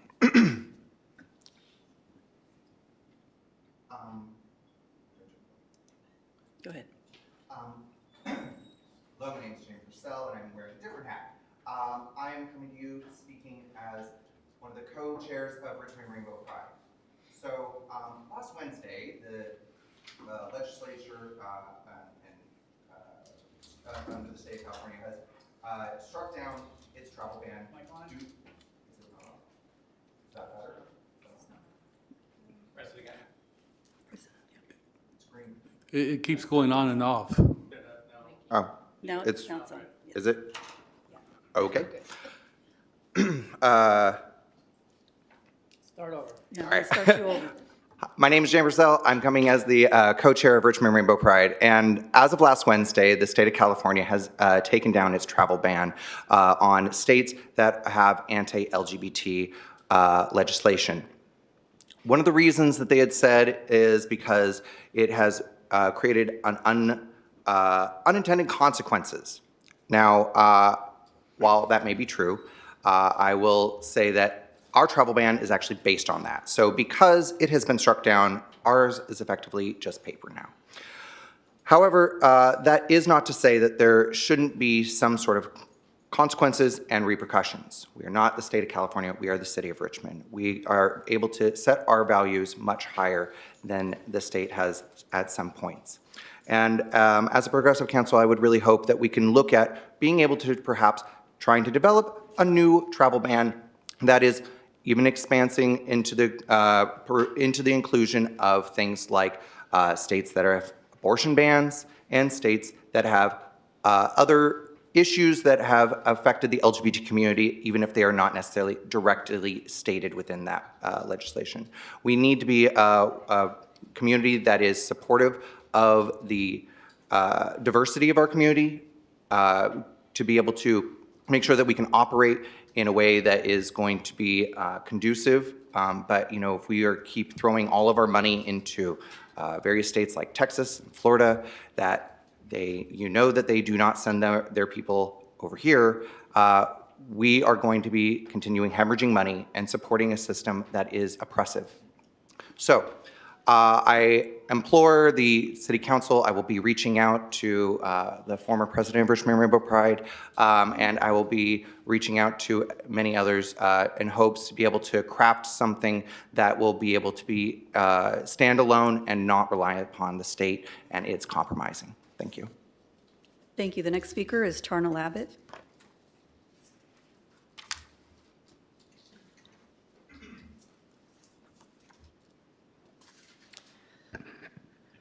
Good evening, Tarnal Abbott, resident of Richmond. I've been a member of the Community Advisory Group to the DTSC, Department of Toxic Substances Control, regarding the South Richmond shoreline area. And I'm speaking about the Zeneca site. And 2 years have passed, and HRP Campus Bay LLC developers have not been able to fulfill their financial assurance obligation to the state agency. They have been granted a series of extensions by the DTSC and an option to reduce the amount of financial assurance from $50 million to, I think, $31 million. In no way is this enough money to cover the costs of anything except possibly the cost of a new cap in place. This ongoing situation is ridiculous, and I really urge the City Council to ask your legal counsel how to cut yourselves loose from the badly constructed development agreement with HRP Campus Bay as soon as you possibly can. If the financial assurance doesn't cover the cost, then the costs get put on to the taxpayers. And the state assumes the liability that is not covered by the developer. There remain 500,000 cubic yards of highly toxic material on the site, on our shoreline, which continues to leach and plume into San Francisco Bay and onto surrounding neighborhood properties, including Thank you. Your time has expired. downwind businesses and the Richmond Field campus, UC Berkeley. Thank you. Our next speaker is Mayor Martinez. Thank you. And I want to thank city staff. I want to thank the council for all the hard work that you do. I want to thank the public for being engaged in the civic process. If you notice, it is now 8:05. We still have our major items to be covered. Generally, they take about an hour for each item. So I implore all of you to be concise, to be succinct, and I am challenging the council to not only be on topic, but also make sure that your comments are germane to the decisions that we need to make. So let's see if we can make city council run faster, smoother. I challenge you. Thank you. The next item is the approval of the consent calendar. I'll make a motion to approve the consent calendar. I second it. And the items, I'm sorry, yes, I need to mention the items that were removed Item Q6C, which is the request to attend the National Recreation and Parks Association Conference in Dallas, Texas, was continued to October 3rd. And item Q8A, the first contract amendment with Flock Group to add additional cameras throughout the city, was also moved to continued to the City Council meeting of October 3rd. And All right, so I have a motion by Cepeda. Do we have a second? I think I'll Councilmember second. Bonner seconded. Oh, council members. I second. Okay, all right, then, so we have a first and second. And as a reminder, Councilmember Robinson is recusing herself from item Q3B. Yes. Which is the contract with Grid Alternatives, Groundwork Richmond, and the Trust for Public Land. And now we're moving to the motion and the vote. Councilmember Bonner? Yes. Councilmember Jimenez? Yes. Yes. Vice Mayor McLaughlin? Yes. Councilmember Robinson? Yes. Councilmember Willis absent. Councilmember Cepeda? Yes. And Mayor Martinez. Yes. The motion passes with Councilmember Willis absent. Next item. The next item is under public hearings. The item is a levying of special assessments for fines and costs related to unpaid administrative citations, nuisance abatements, and foreclosure ordinance fines. Let's see, are we on? Oh, perfect. Good evening, Mayor Martinez, City Council members. I'm Lena Velasco, the Director of Community Development, and with me this evening is Eva Mann, Code Enforcement Manager. And so if we can ask KCRT staff if they could please bring up our presentation. Thank you so much. Good evening, Mayor and City Council members. The item before you tonight is the resolution for levy of special assessments related to code enforcement fines and fees. Next slide, please. The recommended action is to hold a public hearing and adopt a resolution authorizing the City of Richmond to levy special assessments against certain properties with unpaid fines and fees related to administrative citations, nuisance abatement costs, and foreclosure ordinance fines pursuant to the Richmond Municipal Code chapters 2.62, 2.63, 6.38, 9.22, and 11.76. Next slide, please. The fee types that are covered during this time period, which was May 1st, 2022 through April 30th, 2023, are the administrative citations, reinspection and vehicle abatement fees, vacant structure and foreclosures, along with our warrant abatements and administrative fees. We also have a lien and special assessment. Next slide, please. Noticing process. Invoices are issued with each fee that is assessed. Final invoices are issued, and they were issued on June 2nd, 2023. The public hearing notice was issued by the City Clerk's Office of the proposed levy and special assessments on September 1st, 2023. Next slide, please.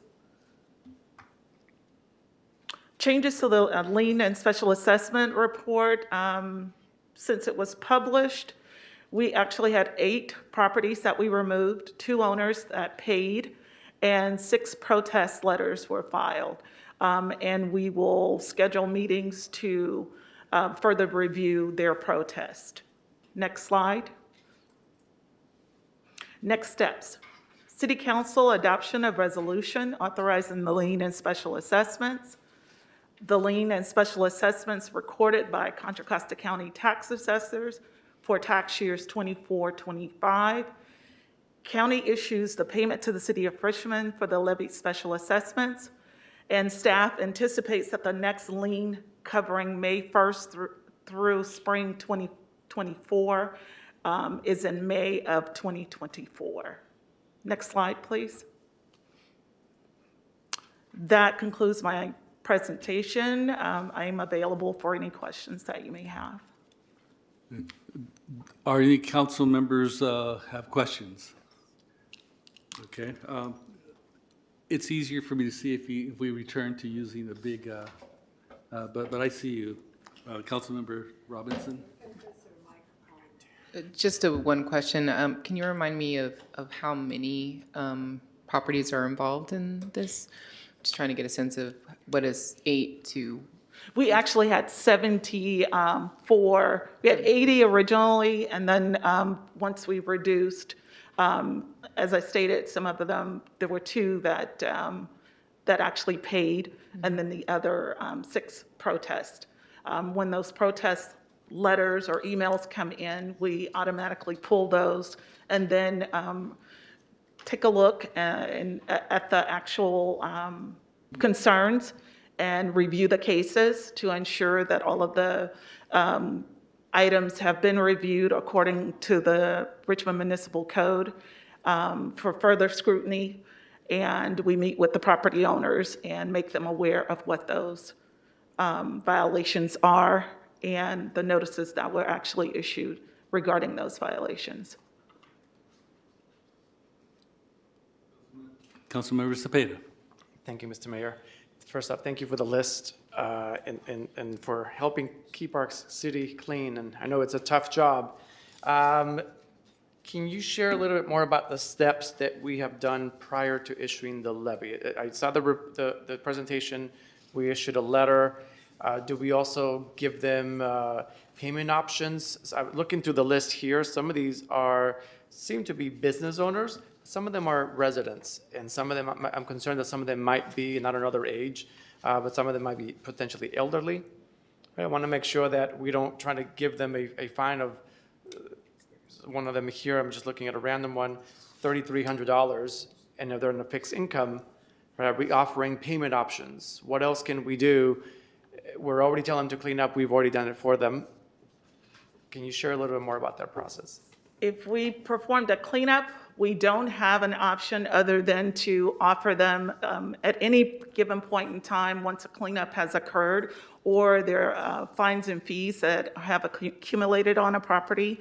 There's an immediate invoice that goes out to the property owner so that they are aware and they have an opportunity to contact the city and actually discuss any of their concerns at that point.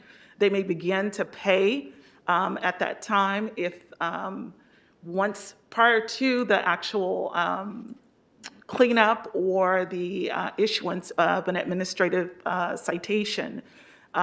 There is a notice of violation that's issued. We actually work with the owners and we provide an extension if they are challenged or elderly or need further assistance in getting the property cured. So we do work with them prior to issuing them the administrative citation. Once the administrative citation is issued, the property owner also, or the appellant also has an opportunity to actually appeal that administrative citation. And so there is due process that is required under the Richmond Municipal Code, and we follow that. But we do make every attempt to actually work with the property owners. And can you share sort of what can we see in the of the sort of the cleanups? What do you see? Is it just a bunch of trash? Is it vehicles? Is it permits that were expired that now we're trying to clean up parts of the street, or what do we see? Generally, for our abatements, we're looking at accumulation of garbage and debris. We're also looking at and cleaning abandoned vehicles. Those vehicles are towed. There are fees that are assessed with them. We also have vacant structures. Our abatement team that do such a wonderful job also are responsible for boarding those properties, cleaning and boarding those properties. So we see a combination of violations during the cleanups. And prior to the actual cleanups, we're required to obtain a warrant before we can go on to private property. So there is, as I stated previously, due process that occurs prior to an actual abatement or the issuance of notices. Thank you so much. Thank you. No further questions. You're welcome. Councilmember Jimenez. Yeah, thank you for the presentation. I just wanted to get more information about if there is any support for people who cannot pay the fees, or like as Council Member Cepeda was talking about some payment auctions. What is the process of, like, people got the citation, maybe they missed the deadline, they, like, for any different reasons, it gets to the point where they had the citation, they had these fees, and then now they are with the bill, and they are like, oh my God, I cannot pay it. And so what is the process, and how people can, like, mention ability to pay, or like any auctions, so we understand, like, financial situation for people to know, get into more debt if they. Go ahead. Yeah, I think Councilmember Jimenez, typically it takes a lot to get to this point. As noted, there's many opportunities for a property owner to come to staff and work out arrangements based on their unique circumstances. So it's never our position to come here first and automatically go to this. It's to provide those opportunities with additional noticing. So we have in the past coordinated on payment plans. Obviously, as Eva mentioned, there's an appeal process, there's meeting. If they have concerns regarding the fees that are being assessed, we will take the time to walk them through what they're being invoiced and what the penalties are. And in some cases, we've considered waiving late fees and other things when there's unique circumstances that merit those things. So all of that attention is done early so that we don't have to get to this point. But this is a process that the City Council has instituted to enable some of the cost recovery due to noncompliance. I just wanted to make sure, so after they get these compliant, there is no auctions or for payments, or? Well, it wouldn't be through us anymore. It would be working with the tax assessor. So there may be still some payment options, but with the council action, this now becomes a levy on their tax bill. Councilmember Bana. Thank you. Thank you for the presentation. My question is about enforcing the lien. Is it going to be immediately enforced? Honestly, my only concern is that, we're working to address homelessness. We need to, reduce the pipeline or shut it off and then address the problem. If the lien's going to be there until, the property changes hand, the owner passes away or sells, it's fine. But if it's going to lead into their homelessness, that's an issue.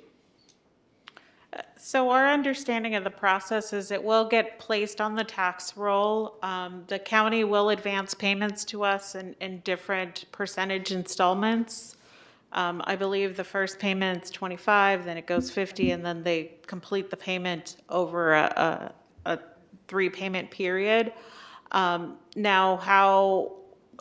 Right now, we're seeing some properties that are going into auction or foreclosure based on non-payment of taxes are probably like decades out. They're behind, so it's not something that we would see in the next 2 or 3 years in terms of properties being sold due to non-payment of taxes. But those are additional details that we can bring back to the council, how the county's sort of dealing with tax sales. Okay, so when you put a lien, actually, you do get paid by the county? The county will advance those payments to the city. Oh, okay. I thought it would stay there. It doesn't, huh? No, but the county will get paid back once the property transfers, or somebody's trying to refinance and they may need to remove the lien that's been placed on. So could you look into it to make sure there is a possibility that lien doesn't lead into homelessness? Yes. Thank you. Councilmember Robinson. Yeah, so just another quick clarifying question. So when I'm looking at this, I'm seeing two sets of addresses, and it seems like some of these locations are not the primary residence of the owner. So these are possibly rental properties, is that correct? Am I reading this right? That is correct. Right. So, it's not true for everybody. There's a few who are the same address. So what did you have any data on what percentage of these are rental or commercial properties and what percentage of these are primary residences? I don't at this time, but I can pull that information for you. Yeah, I think that would be Email helpful it for to you people if to you'd like. understand, because I believe that, it seems like a great percentage of these are business properties, either rental income or, of some other kind of business. Okay. Okay, thank you. I am now opening public hearing. Yes, and we have 3 in-house speakers, and this is a public hearing item, so you will be given up to 3 minutes to speak. The speakers are Yar Mohammed, Ricardo Vaca, and Gino Lionel. Yar Mohammed, please come forward.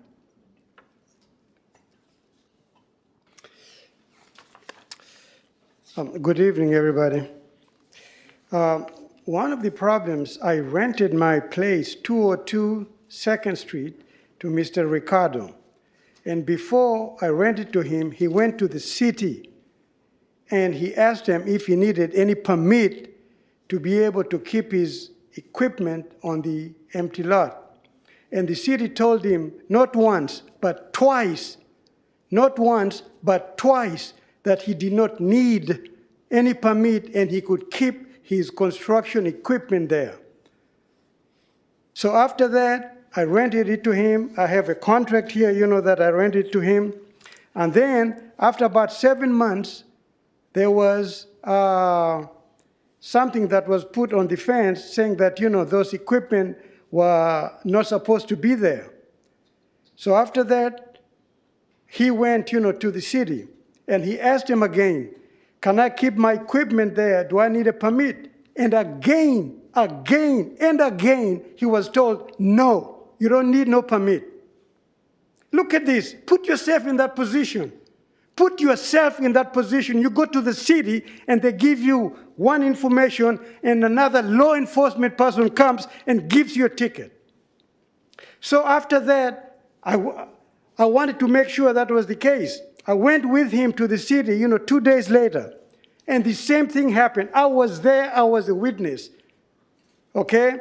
And they told him, you don't need no permit. You can keep your equipment there. Look at this, I was a witness. The first time he went with his wife, and then the second time I think he went by himself. The third time I was there with him. This is so disgusting. And now, I think the original thing was about $1,000. Now it's over $5,000. Can you imagine? Even mafia does not charge that type of fees. This is ridiculous for something that he did knowing that everything was fine. And then, the city comes and gives us, this thing here. And we went and we talked, to one of the enforcement code officer, and she was going to work on it and all the stuff. And all of a sudden, we just, I just received this letter here. Mr. Ricardo, he drove all the way from Stockton coming here today. All the way from Stockton. He did not know that, this thing was going to take this long. And he had to leave. He came, he talked to this lady over here. Sorry, I don't know your name. And, he told her that, he had to leave and that I can, because, he had written something about what, he had done. I don't know if I don't think I have time to read. Sir, your time has expired. Yeah. But anyway, this is the problem. This is something that he should not be fined at all because he was given that information. So this Ricardo Vaca, he had to leave? Yeah, he's the one that had to leave. I have a letter that he wrote. If I can read it, I'll read it. Okay, thank you. Next speaker is Gina Lionel. Gina Lionel?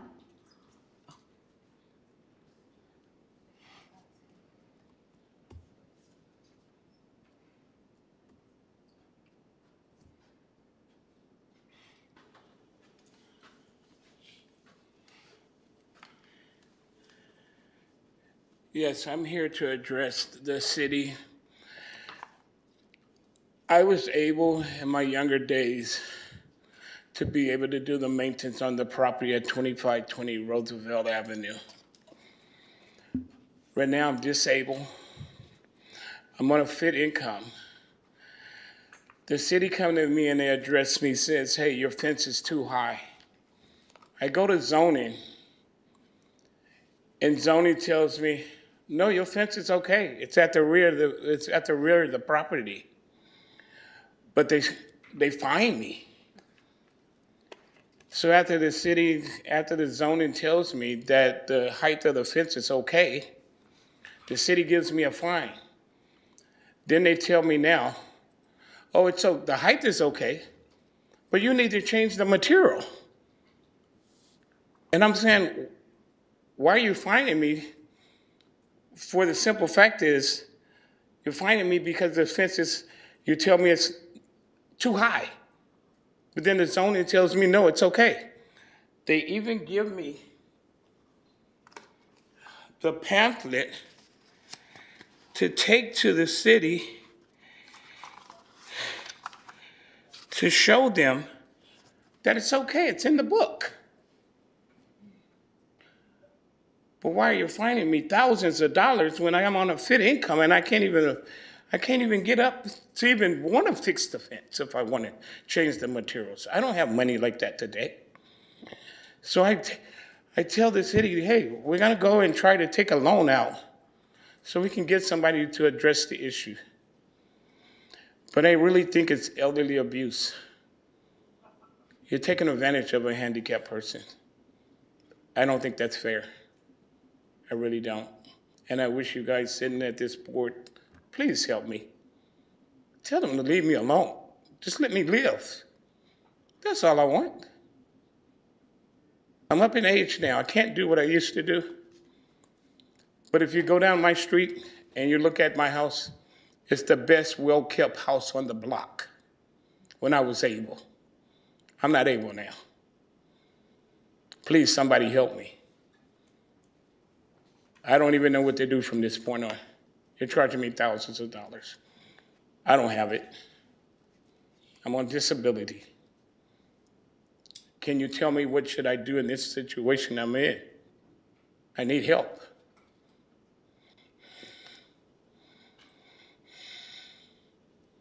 I don't know what else to say and I don't know where else to go. What do you do in this situation?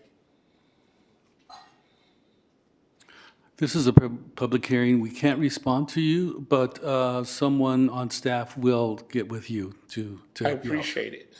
Thank you. Thank you. And we do have a public speaker on Zoom. Jusora, can you please call the speaker?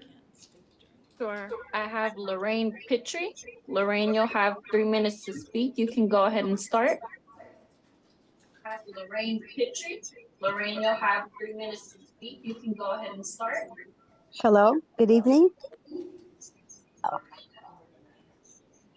I think there's some feedback on if you have another device on.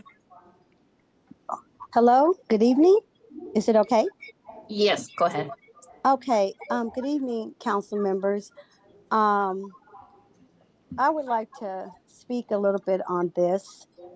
On or about September 8th, 2023, I received a letter that we're talking about of fees that I owe, my husband and I, Ricky and Lorraine Petrie.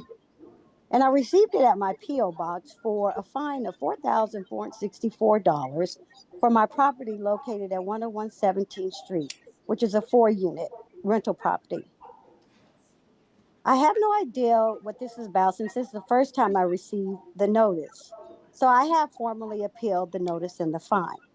I did call Miss Eva Mann and she told me that the notice was sent to my P.O. box and it was undeliverable. I've had this P.O. box since 2015 with no breaks in service. but she then told me it would have been sent to the address associated with the APN number, which is my home address. I did not receive the notice at my home address. On December 6, 2022, I took out a permit to do significant number of upgrades to the exterior of the property as well as installing a new roof. When I took out the permit, I was not told there were any outstanding issues regarding this property. So I am still baffled on why I have this bill. And I am, like I said, formally appealing this notice.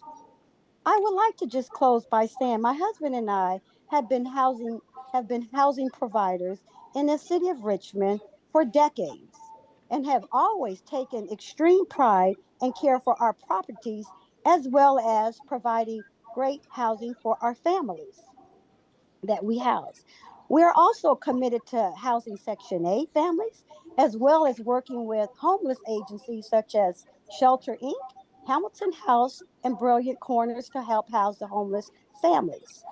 I really appreciate you looking into this a little further because there may be other people that are not receiving the correspondence that is told that has been delivered. And I have requested these electronic copies as well as PDF files to really figure out the dates because I don't understand how I have a $4,464. My property is beautiful. You can ride around and look at it. I thank you and please take consideration in this matter.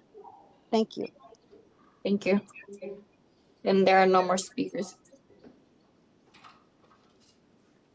Thank you. Then public hearing is closed. It's time for clarifying questions to staff. Vice Mayor McLaughlin. So I recall in the past on some of these fees, and there's always fees, whether it's from the garbage company or whether in this case code enforcement and other types of fees, but we always had an appeal process, if I recall. So is there an appeal process here? Yes, Vice Mayor. As we noted earlier in the presentation, we did receive contact from 6 property owners, 2 of which spoke this evening, that are on our protest list now and will be further evaluated for inclusion. There was one gentleman that also raised a property that's also on the list currently shown as item 7.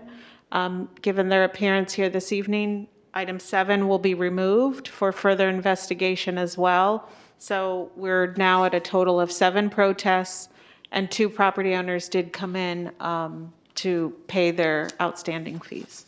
And so what is the process after the public hearing now? For those that were removed this evening due to protests, so we will go back, look at the administrative record, ensure that the fees that are being assessed are appropriate, or if they need to be removed, and we'll let the property owner know. So we'll take phone numbers this evening for them to be able to meet and look at further at the fees that have been assessed.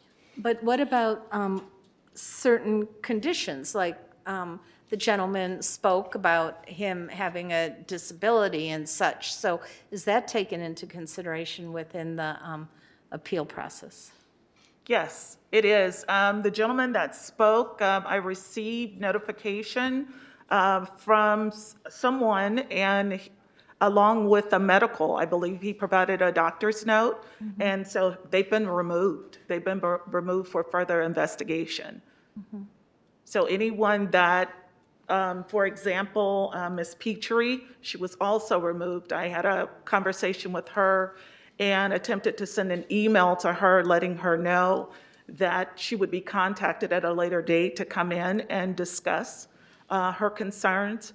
She was also removed. So anyone that reached out, whether it was via phone call from the city clerk's office or an email, they were all removed from the lien and special assessment. And so if there is a code enforcement issue, like one neighbor to another neighbor, I know there have been some in my district, people have said, hey, down the street, they have these, the backyard is filled with junk and, you need to do something about it. And so code enforcement goes and gives them a fine and then repeated fines or whatever. So how does if the person, justifiably has a reason for not cleaning it up, and then, you remove them from the list or you remove them from the fine, how does it get cleaned up? Yeah, so just to clarify, Vice Mayor, first, the process starts with the notice of violation. We let them know that what's occurring on the property is in violation of the municipal code.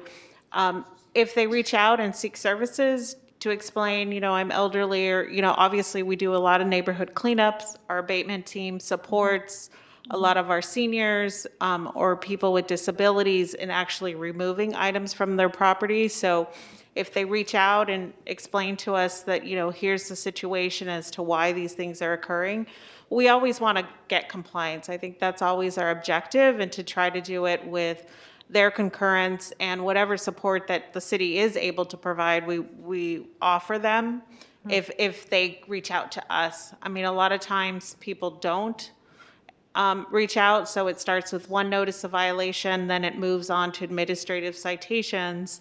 And, often there's frustration too from people who are complaining as to why are things taking so long to be resolved. And part of it is there's due process. But at the same time, we just get so many of these cases, and so we do have to escalate to issuing administrative citations sometimes to get a reaction or attention from the violator. But we always make attempts, and we encourage people. Sometimes they say 10 days isn't sufficient, we need more time, and so we do try to work with property owners while at the same time addressing these outstanding violations, which are often concerns that are coming to us from the public. So, because I've always heard from code enforcement is that they can't go onto private property to clean it up. You can clean up public property.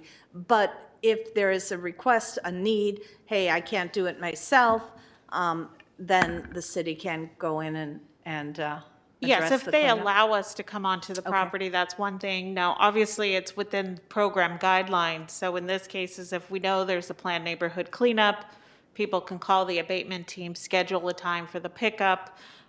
So those are the things that we offer when they reach out to say, hey, this is my specific situation. In some cases, people are receiving the notice, they're due to a medical emergency, or they were on vacation, they missed a deadline.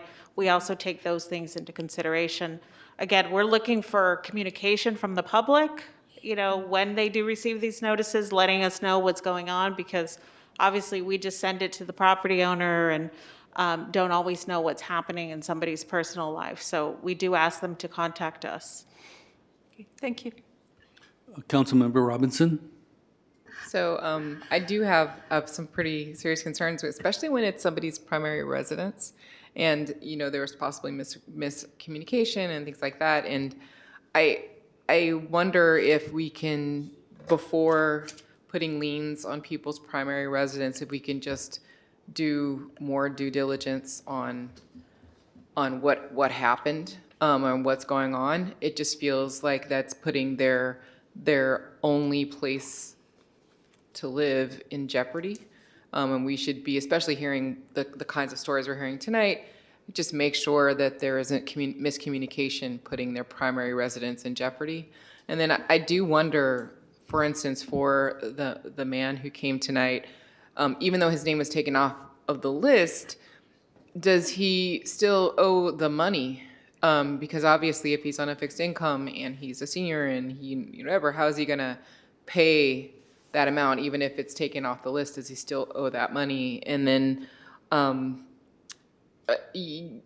guess I'm wondering if we have some kind of a program to help people who really just can't afford, outside of, volunteer days or pickup dates and things like that. For someone such as the gentleman that spoke previously, one of the things that we would look at is actually when the violation occurred.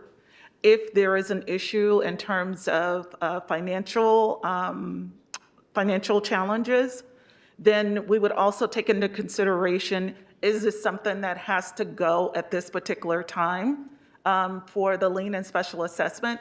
thereby giving that person additional time to actually make the payments if they're in a financial challenge. We do make recommendations if they have physical limitations. They can also request assistance from the city, and we can offer our abatement team to go out and provide services. But of course, those services, are with a fee. Yeah, I guess I'm trying to understand because what I heard was that he was going to take out a loan, or that was his option to take out a No. loan to pay the fee, and that just seems horrific. And No. I'm like, does he still owe the fee? They would still owe the fee, but they would be given additional time to actually make the payment. If, for example, they provided documentation, for example, he provided documents from his physician stating that he wasn't physically able to perform the work. And so we would work with him so that if his condition is not going to improve, then now we need to start looking at other options. And that option may be making adjustments to what is actually owed. Okay, and the final question is, I was also particularly concerned about the story that the other gentleman brought forward of getting incorrect information from city staff that led to them, being in violation. And I feel like, what is the remedy for that? How do you deal with, because that's not the first time I've heard of something like that happening. And so I would hate for the burden of that kind of miscommunication to fall on property owners. So what I would do in that situation is invite the owner in along with the tenant to have a meeting with both myself and the code enforcement officer. Prior to that, I would actually review the case to actually look at the inspection photos. All of our photos are date and time stamped. I would also take a look at the notice that was sent out, any notes that were actually in the file that would indicate that the property owner or someone came into the office and requested assistance, or any phone call, notes from a phone call log. And then we would sit down and we would actually discuss what was actually found on the property and what actually transpired, and see if we could resolve the issue. Before you go, I do want to say that when I was a council member, I had four constituents who had this situation. They came to me, I heard their case, I set up an appointment with Ms. Mann, and I found her to be a compassionate person, someone who listens to issues and does her best to alleviate the problem. I don't know if there's a protocol or whether her decisions came from compassion solely, but it might be good for us to set some sort of policy so that everyone is treated equally, as opposed to however that person might present their case or how dire the case might be. So anyway, I want to thank you once again for the compassion that I've seen you exhibit as you do your job. So Councilmember Jimenez. Yeah, thank you. I just wanted to kind of like go back and understand. So the goal of today, you are looking for direction for what? What is the direction that you are looking here to us to decide it today? Is to approve this list so they can get the levy on the properties, right? Correct. Except for the ones that have been removed. So let's say like today, Mr. Dickerson property is not here. Correct. So that means that like, but I got confused because if it's not here, is it like, will he still owe that money or not? So at this point, we're proposing that they get taken off the lien list And then what staff will do is we'll go back, evaluate the record as Ms. Mann explained earlier. We'll look at the photographs, look at all the violations, the communication logs to see if everything that has been assessed is appropriate, or was there a detail that we missed for potential removal of the fees or cancellation of part of the fees. But at this point, we don't have all those details here. They're bringing new information to us that we didn't have at the time. And so what we're asking you to do is, those names have been removed from the list. There's one additional, that's number 7, which was raised this evening as well, that will be removed and evaluated further. We did note that we do anticipate coming back in the spring with additional properties that owe fees, that have outstanding fees starting in May of 22 to whatever date that we come back to you on. And so at that point, some of the properties that were raised this evening could appear back on that list. I'm not saying they will, but could, if we determine based on the review of the record that those fees were appropriate and they should still be paid.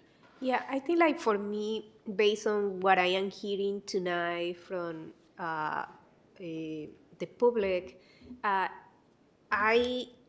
will recommend that at least the ones who are property owners we don't approve them, so you have more time to review them and really make an assessment, because what we don't want is what Councilmember Robinson was talking about, that especially with the property owners who is their primary residence, that we are just putting a levy without understanding what happened. And it could happen that we have more stories like the ones that we heard today. So my recommendation will be that we approve the ones that are here in the list and take out the ones that their primary residency is this, because as Councilmember Robinson also noticed, that there is a lot of rental units here. So I just want to make sure that we do a further investigation of what is happening. So when we are approving that, we know that, like, okay, well, people really deserve to pay because it's, but. Okay. Okay. Could I just ask, so, Lena, are you able to determine which ones on this list it's a primary residence? Yes, we can. Yeah, so we think that when the site address and the mailing address don't match. So the direction is that you want everyone where it is a primary residence, you want it investigated. Yes. Yeah, and taking it. And only go forward with the others. Yes. Is that? It's my understanding. Thank you. I'm sorry, can I add something? If they don't object and pay for it, why should we spend time and energy investigating it? So I assume we should focus on those who appeal and make sure the appeal process is fair. That's my suggestion. I think like also like it could be in some cases that if they don't object is because they don't know. They have a family who is sick. So there are so many reasons why people cannot object. So I would rather to have a better investigation, and then you come back and say, like, these property owners, we did the investigation and they deserve to pay for ABC, and we will be more like, it will be more information. I would like to add to that, for instance, if someone was ill and came in later and the lien and special assessment has already gone to the county, we do have what we call a Form C. So with the proper documentation, if someone's been hospitalized or has been ill, we can utilize that process as well to correct any items that have gone. Councilmember Robinson. So I just want to underscore that a lot of things can happen. I know of a lot of families who have lost family homes because somebody passed away and the papers weren't in order and got a fine and got a lien and nobody got things together and then they just lose the whole thing. And I feel like we have a duty to do due diligence when it's a primary residence. And that doesn't mean that they won't end up on the list if we go back and just double check. But at least to put that effort in when it's their only, or what seems to be their only residence, I think it's just humane. Especially, Councilmember Bonner brought up the whole like not wanting to cause homelessness. I think that you can't know what is happening with everybody.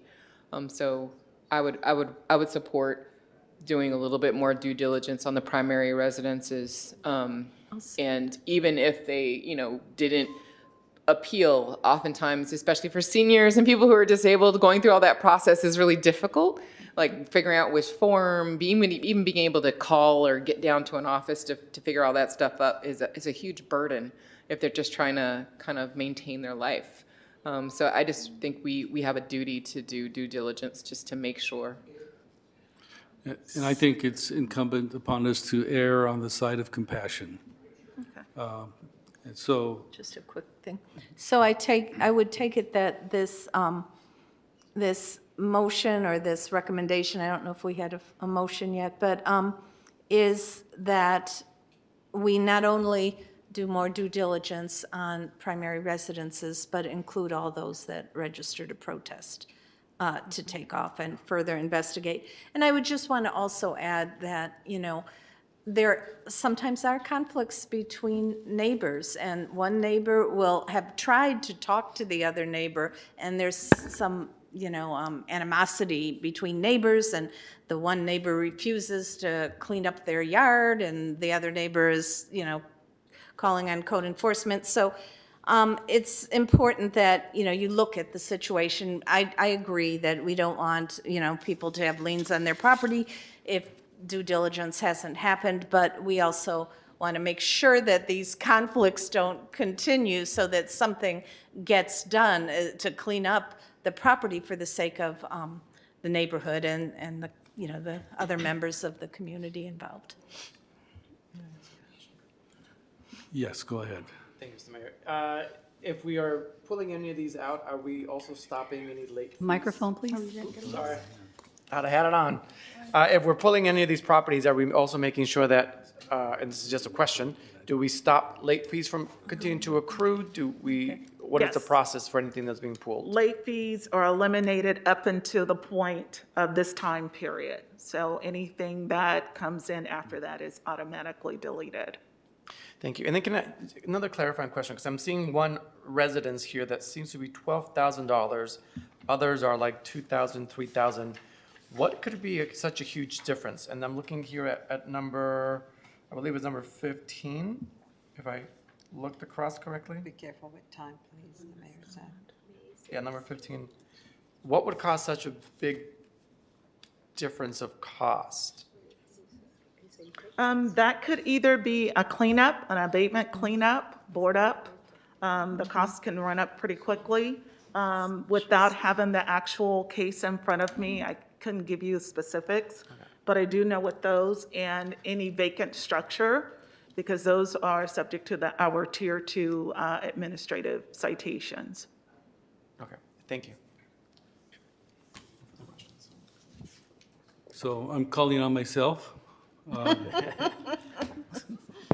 I think it's time for a motion. Does anyone have a motion?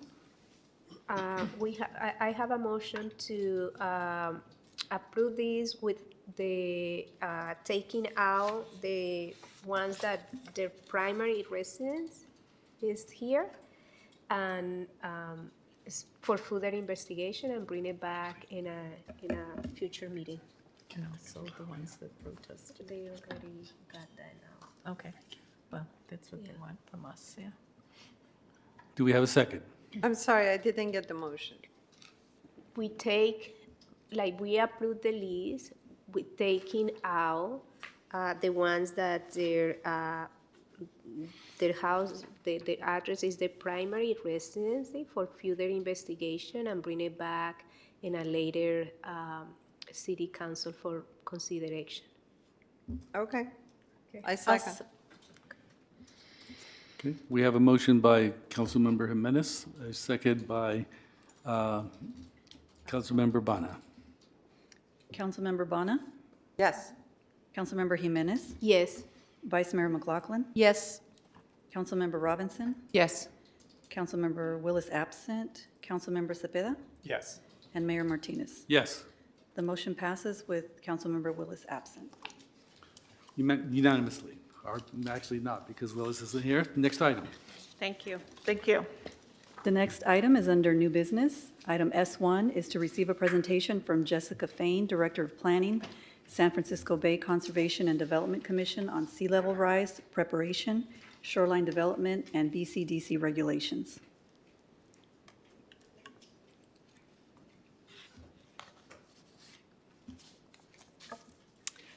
Thank you, and good evening, council members. My name is Jessica Fain. I'm the Planning Director at the San Francisco Bay Conservation and Development Commission. Thank you for having me tonight. Thank you for coming, and thank you for your patience. No problem. I have a presentation that it would be great if it could get pulled up. Wonderful. Well, thank you to Councilmember Bana for inviting me here tonight. Also, I send warm wishes from Supervisor John Joya, who also wished to be here tonight, but unfortunately had a conflict. And also, thank you to Councilmember Zepeda, who it sits on one of BCDC's local elected official task force and helped me prepare for today's presentation.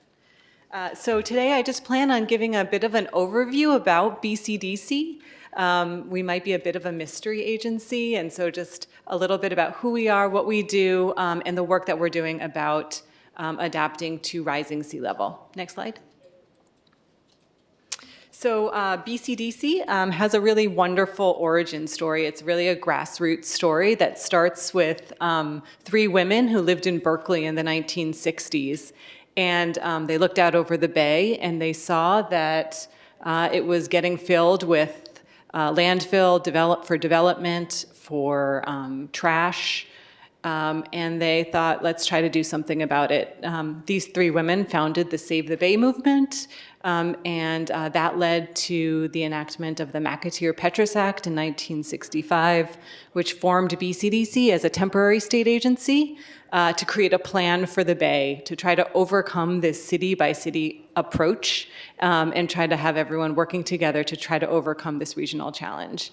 BCDC was made into a formal state agency in 1969, and I think what's interesting about all of this is that it all predates the Clean Air Act, it predates the Clean Water Act, it predates the Coastal Zone Management Act.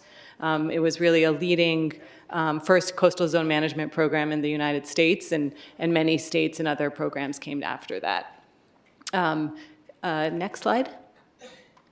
So you can see here that the bay, which you can see on the left how big it was in 1849, lost about 1/3 of its volume by mid-century, the mid-1900s, due to filling.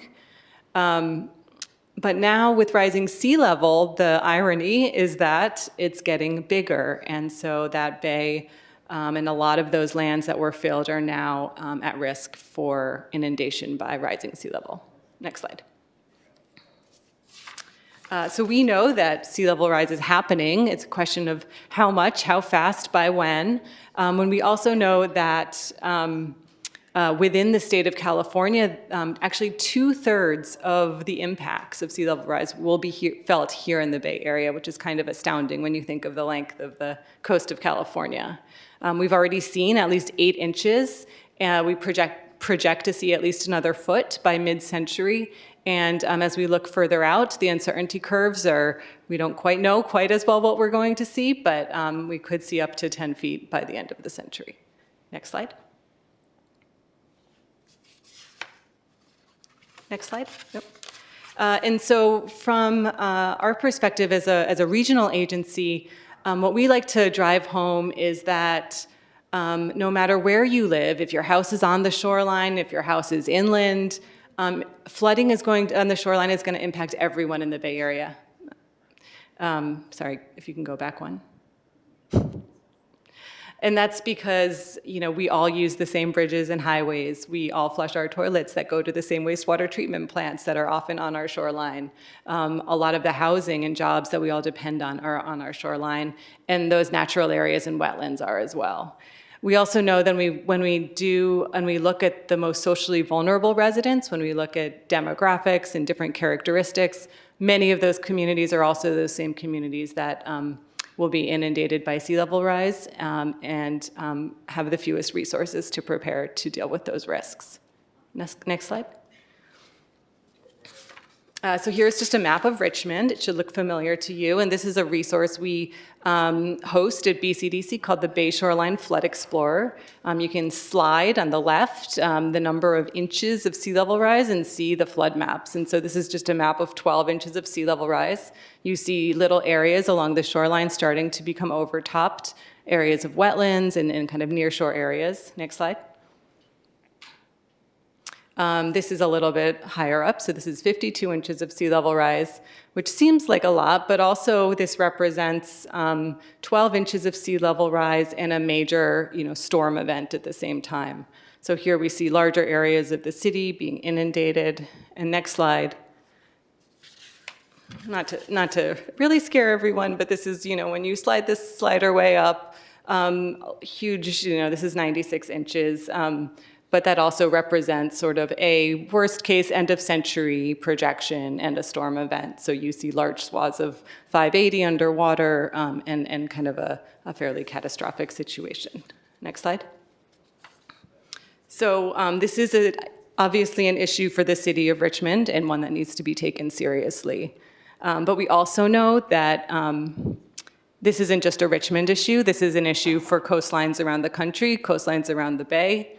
And as a bay and as 101 cities clustered around a single bay, at BCDC we think about the fact that what happens in one city matters to what happens in another city. If you build a wall in one portion of the bay, that can actually deflect water and push it to another portion of the bay. So we know that this is both a local issue and a regional issue, and it requires both local and regional solutions.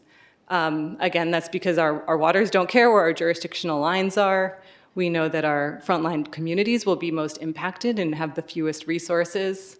Our wetlands are on the front lines. Right now, we have a patchwork of protective actions. We're inconsistently applying the science. Different cities are using different information and making decisions on that. We compete rather than collaborate for a limited amount of funding that's available, and we don't really know how to tell whether we're doing a good job at solving this problem as a region.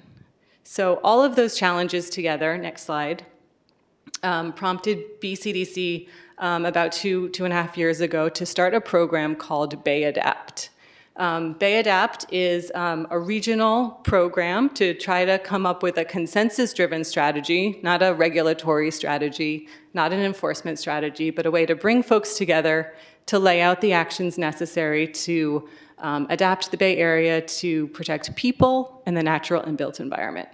Next slide. We started by developing some guiding principles. I won't go through these in detail, but they include things like supporting socially vulnerable communities, putting nature first, but also recognizing at the bottom here that we need to pick the right strategy for the right time at the right place. So we don't need to do this all at once. Next slide. All of this came together in what we call the Bay Adapt Joint Platform, which is a guiding document that lays out a set of actions, tasks that try to overcome these regional challenges. Next slide. Keep going. Sorry, it's animated. Keep going. Working with our partners at the Metropolitan Transportation Commission and the Association of Bay Area Governments, we just released a study called the Sea Level Rise Funding and Investment Framework to try to put a dollar figure on what is this going to cost the region. We did this based on assessing a series of projects that we know exist and putting in placeholder studies for those that don't. Next slide. Our estimate is that it will cost the region $110 billion to adapt to 4.9 feet of sea level rise by mid-century. And next slide. While this seems like a large figure, it pales in comparison to the cost of inaction, which, based on sort of just property assessed values and some impacts to some transportation assets alone, is at least $230 billion. Next slide. When we look across the region, we can see that there's diversity in how prepared our different counties are. Some counties have higher costs than other counties. Some counties have more planned. So when you see more blue, that means that those were places where we put placeholder strategies in place because we didn't have real projects to base it off of. So you can see in Contra Costa, for example, there's a lot of work to do to try to get the county prepared. Next slide. And so when we zoom in a little bit closer to the city of Richmond, whereas like the county total is about 13 billion, we can zoom into some of the key projects that are identified in Richmond, as well as some of those placeholder spots. So here's a big yellow shape outlining the North Richmond Living Levee project, which was a really inspiring effort going on in North Richmond right now, and I know one that Councilmember Zepeda has been actively involved with. And a few weeks ago, we actually had an opportunity to tour the facility, which was a really great way to kind of understand some of the wonderful kind of community-based work that's going on to try to develop a solution out there that works for both the community and the West County Wastewater District. Next slide. You can skip this slide. So where do we go from here? We're going to be prioritizing our sea level rise investments through upcoming regional planning work. BCDC is working on developing guidelines for local sea level rise adaptation plans, and we're doing so through a really robust outreach process. BCDC doesn't want to come in and tell the city of Richmond what to do. Rather, we really want to work with folks around the region to develop guidelines that work, but also kind of set a baseline for how we want to steer our shoreline forward. Next. We want to advance opportunities for funding through planned housing and transportation ballot measures to the extent possible. We're looking to see how we can use these different funding opportunities that exist to advance resilience at the same time. Next slide. We're going to be continuing to collect and maintain project data. Next. We're working to accelerate our advocacy efforts and think about how, as a region, we can bring more revenue into the Bay to address these issues. Next. As well as defining some lead roles across the myriad of agencies that are involved with this to figure out how we can really fund and implement these types of projects. Next. And then next, please. So in terms of what's next, as I mentioned, BCDC is just starting to develop what we're calling a regional shoreline adaptation plan. We're working on various programs to improve community capacity so that residents can engage in the process, they can understand what's going on in their shorelines, and they can be active participants in trying to figure out solutions. We're working on our permitting programs to figure out how we can permit projects, the right types of projects, quickly and efficiently so we can get stuff built. And we're launching a communications campaign so that we can better talk to folks around the region about these important issues. Next. So that's all I have for you. If you'd like to stay involved, you can visit our website, sign up for our newsletter, www.bayadapt.org. We really are looking for champions for folks around the region, elected officials who can really help us on this journey. Tell us about your plans and projects that you want to develop or fund. Introduce us to community-based organizations that you think might be interested in working with us on this issue. And this fall, we're hosting pop-up events around the region. If there's something that you think you'd like us to pop up in and share some of this work with residents, we'd be happy to do so as well. Thank you. Thank you for the presentation. Vice Mayor McLaughlin. Yes, thank you for the presentation. I have some questions, and so I think I have a few questions here. So let me start out by saying that I have this council approved an agenda item that I brought forward that staff is working on, and I have been working with staff a bit on this RFP to do a shoreline resilience and adaptation plan with an inventory of toxins, because Richmond has 32 miles of shoreline, more than any other city on the bay, and we have a strong environmental justice community, and we have a long history of toxic waste on our shoreline. So before I get into the toxic waste question, here is one. You said Bay Adapt is a program of BCDC. So does it have any government, is it a government agency structure or an independent nonprofit, or is this program under the jurisdiction of BCDC? It's a BCDC-led program.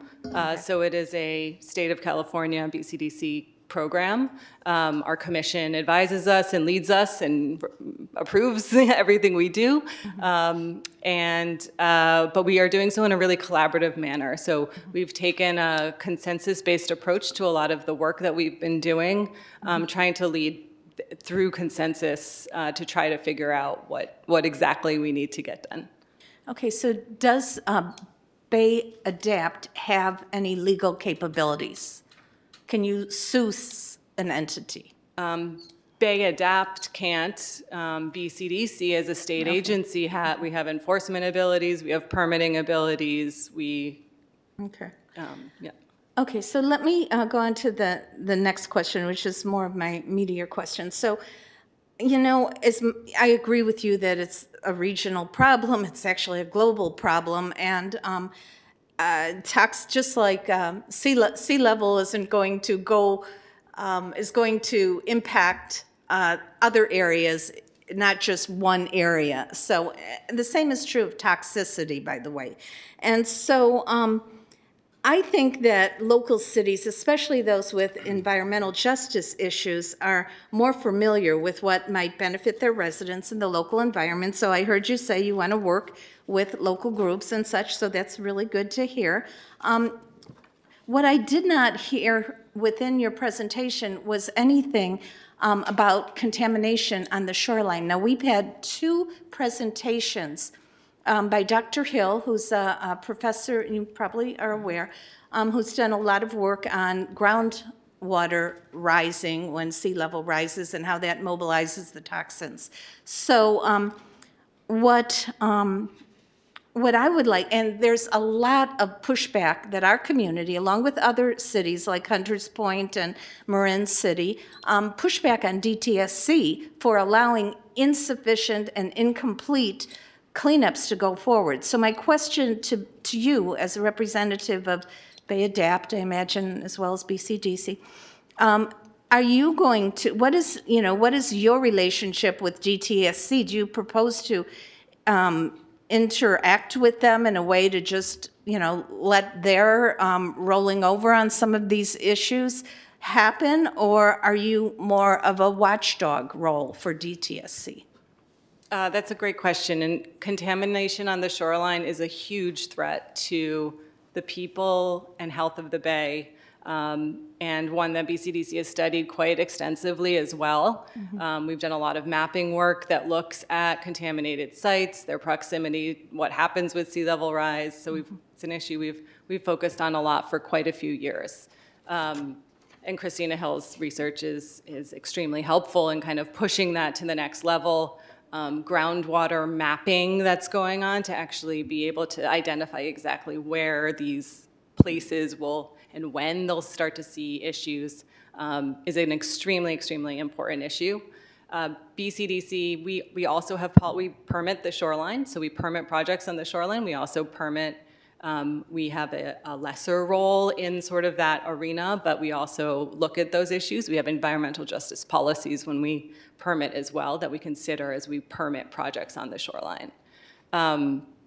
We work with other state agencies and federal agencies. So in the context of Bay Adapt, DTSC has been a little less involved. The Regional Water Quality Control Board is a very active partner, as is the U.S. Army Corps of Engineers, which also issues permits for shoreline development. And so I think this is a really great conversation to have. It needs to be had.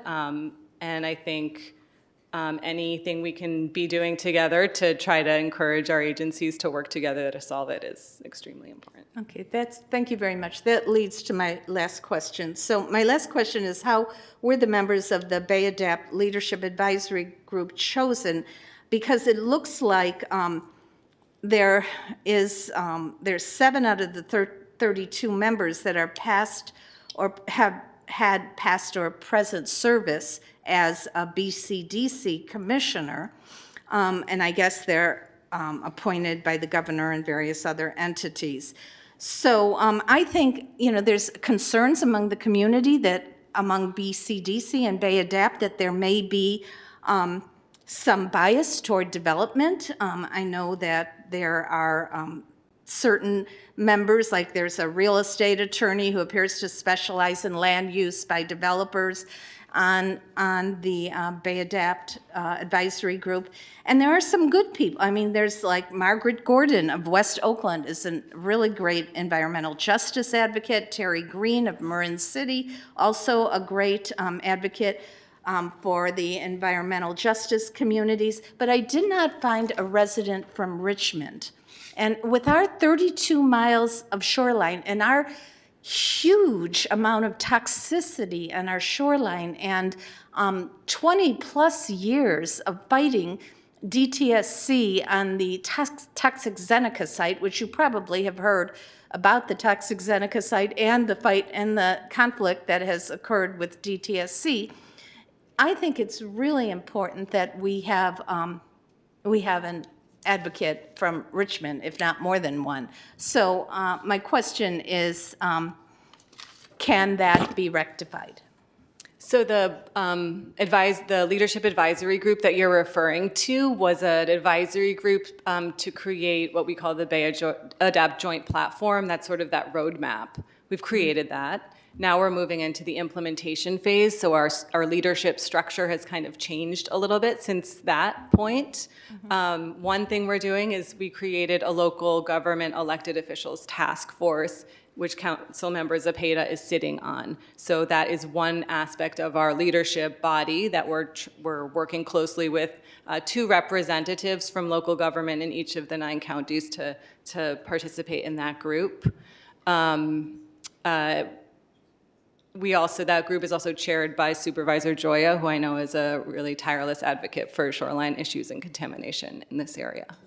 But is there any way to, how did some of these couple of environmental justice advocates get appointed, which I think was a good thing, and can a Richmond advocate be appointed?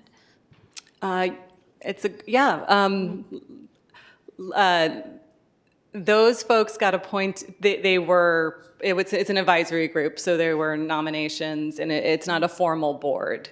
So they were, invited because they were known leaders and heroes, really, in the region doing this work.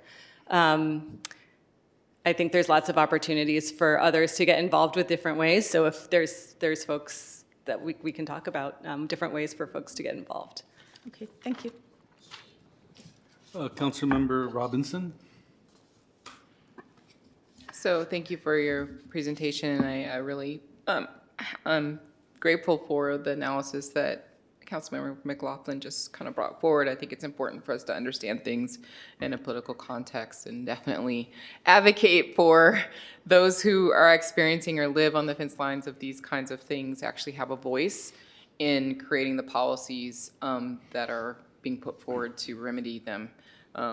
So on that note, one of the things that have been bothering me a lot about the way that we currently talk about sea level rise by and large, I know that in your slides and on your website, it takes into consideration what I'm about to bring up. But we tend to think of sea level rise and talk about sea level rise as, you know, the 100-year, the 50-year, and where we are now in terms of inches, but not talking about the other kind of additional things that are happening with climate change, like these enormous storm events.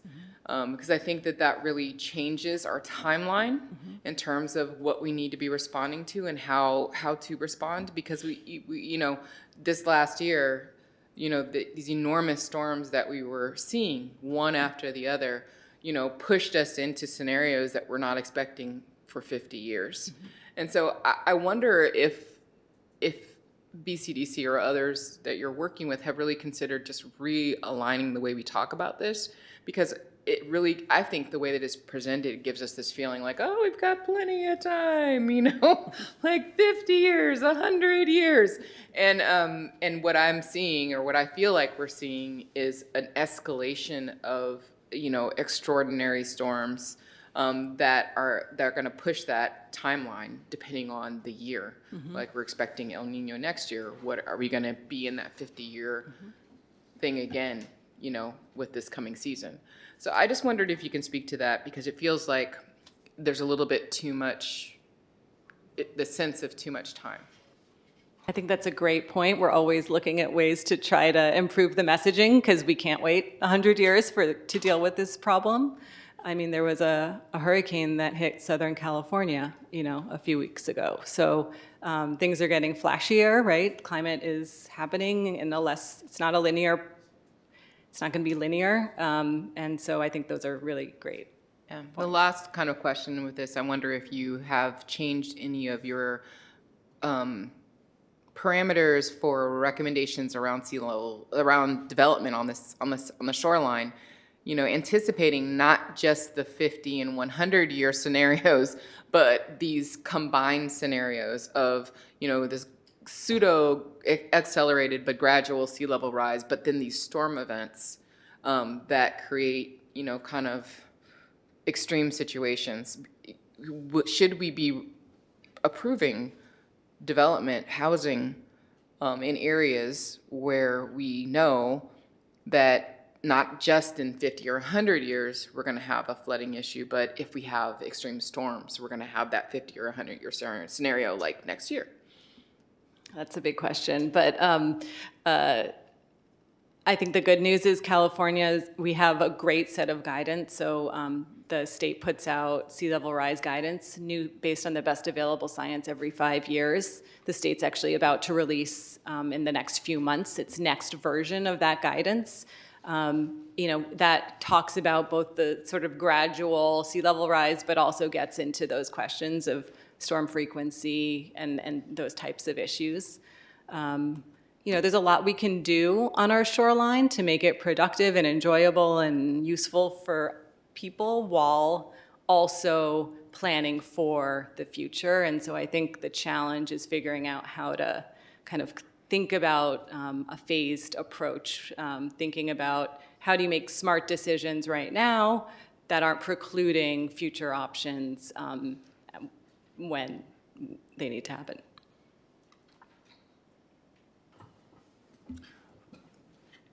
Councilmember Jimenez. Thank you for the presentation. One thing that I wanted to ask you is, what are the main causes of sea level rise according to BCDC? The main causes?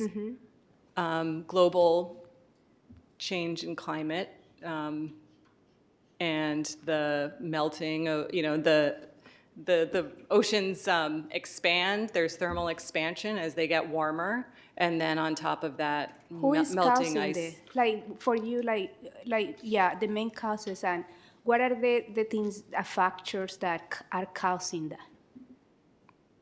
Greenhouse gas emissions. And what are the in California or in US? What are the greenhouse emissions caused by? That who? Transportation, I mean, everything we do to burn fossil fuels. Burn fossil fuels, yeah. right?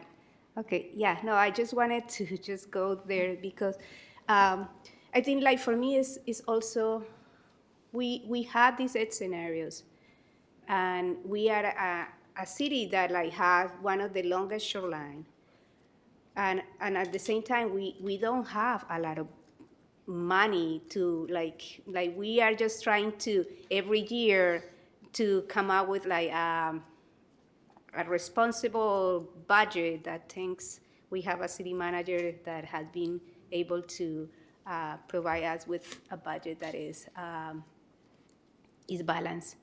But we are just kind of like, we don't have that much money to do all this remediation. So what are the funding? And my question is, if you know that, like we know that if the fossil fuel industry is the causing, how you are going to make them pay, and if there is a plan for that.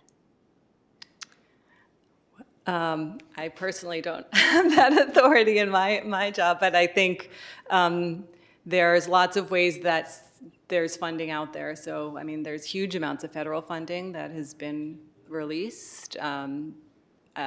There is huge amounts of state funding available.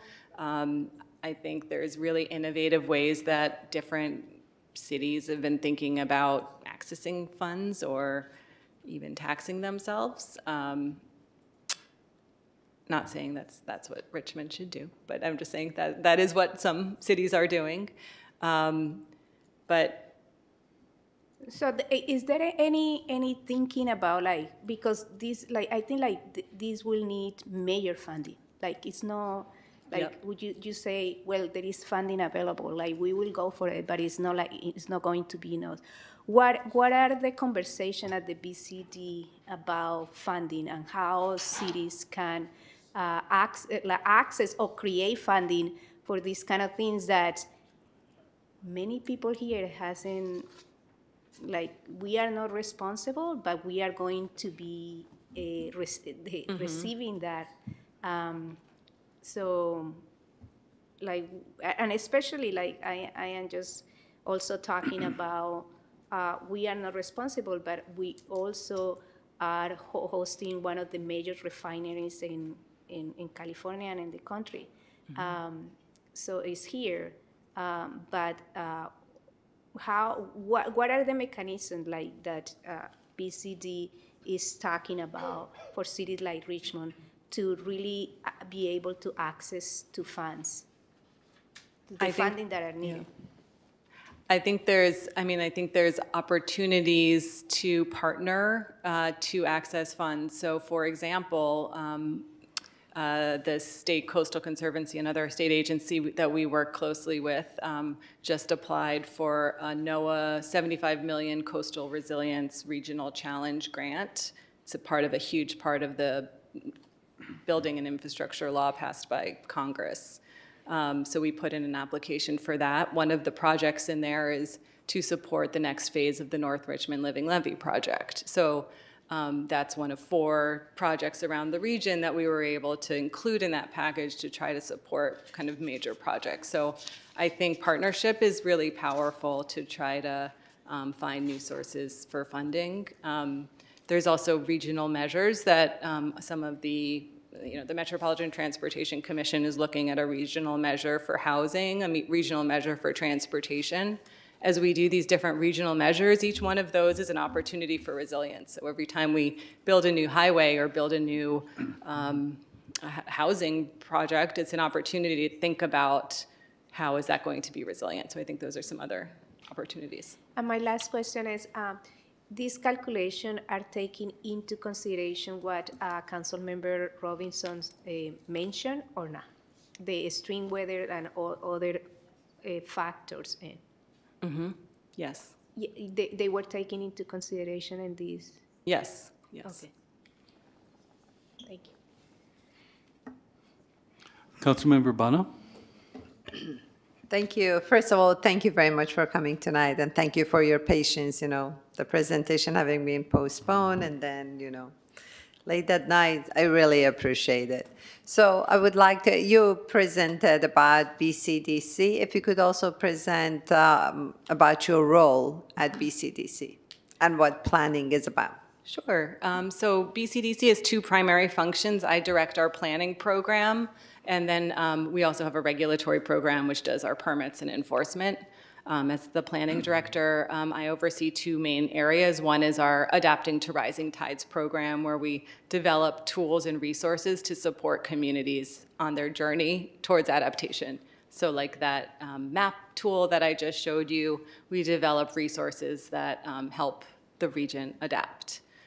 We also maintain the San Francisco Bay Plan, so that's our general plan for the Bay, and all of our permits are issued in accordance with that Bay Plan. So we amend that. I'm responsible for amending that plan, me and my team, and bringing it to the Commission for approval. So much like a general plan, we introduced environmental justice policies into the plan a few years ago, and we brought that to our Commission for approval. Thank you. And are there special grants that you think the city of Richmond may qualify for? How does the city learn about it? Could you help us with that? I mean, if you could explain the process. Sure. BCDC isn't a granting agency, so we don't give out grants, But you know about the know grants. about grants. So I'd be happy to share some resources and ideas, especially if there's particular projects we can work together to try to figure out some good opportunities. Okay, excellent. Thank you very much. I really appreciate it again. Thanks so much for coming tonight. Yes, thanks so much for all the weathering the hard questions, especially ones that aren't necessarily within your scope of work. But in the agenda report, it said that this presentation would highlight one of its first outcomes, sea level rise funding and investment framework. I didn't hear anything about that. So could you go into that and explain what we can expect to see in terms of funding and investment? Yeah, I kind of skimmed through it fairly quickly, but the slides I included that had the circles on it with the different estimates. So we worked together with our partners at MTCA BAG to develop a report that basically outlined, first of all, what is the real cost that this is going to cost the region? So we did a detailed analysis to map out what that is based on real projects. And then the report also explored different funding mechanisms that could help fill the gap. So it looked into things like different tax measures, and different funding strategies to see sort of, just to kind of calibrate how that would help us reach this $110 billion need. The punchline was that, unfortunately, local tax measures alone aren't really sufficient to also deal with it. So this is really an example of the need to bring local resources, state, federal, and private property resources together to try to solve this. Right. So we all know where and how federal, state, local taxes come from. How do you see eliciting private funding into this effort? Well, I mean, one thing BCDC does is when we permit development along the shoreline, we make sure that that development is resilient to sea level rise. So we have policies in place that say you need to build to this level. So as you go and see new shoreline development, you'll often see an elevated public access area or measures taken into place that bring the building back. So we have some mechanisms to do that, and that's through working through the permitting process. So I think that's a big part. We also see examples like Facebook and Menlo Park and others kind of working together where private companies have really brought money to the table because their assets are at risk, and they've been a sponsor for some adaptation planning work. Right, and that takes us to the working regionally. Those efforts seem to be more specific to their sites as opposed to being regional. So it seems like their private efforts are actually adding to the problem as opposed to helping solve it. Would you agree with that? It depends. I think it depends. It's very case specific. Right, that's exactly what I'm saying. Mm-hmm. Yeah. So one other thing, all the solutions that you've proffered seem to be on the backs of the people who aren't the cause, but the victims, for lack of a better word, of climate change. So have you considered industrial risk bonds and other measures to make sure that the industries that are causing sea level rise to be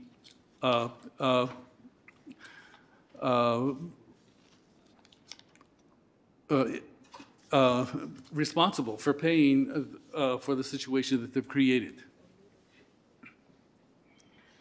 I think it's a really interesting concept. It's not something we've looked into in depth. And then matching sort of the global impact that these companies have to the local issues is a challenge that would have to be worked through. Well, it sounds like the makeup of this group needs to have people with the imagination to consider such options, and I believe it's an option that should have been considered long ago. So thank you. Do we have any public speakers? Yes, we do. We have one in-person speaker, Jamin Purcell.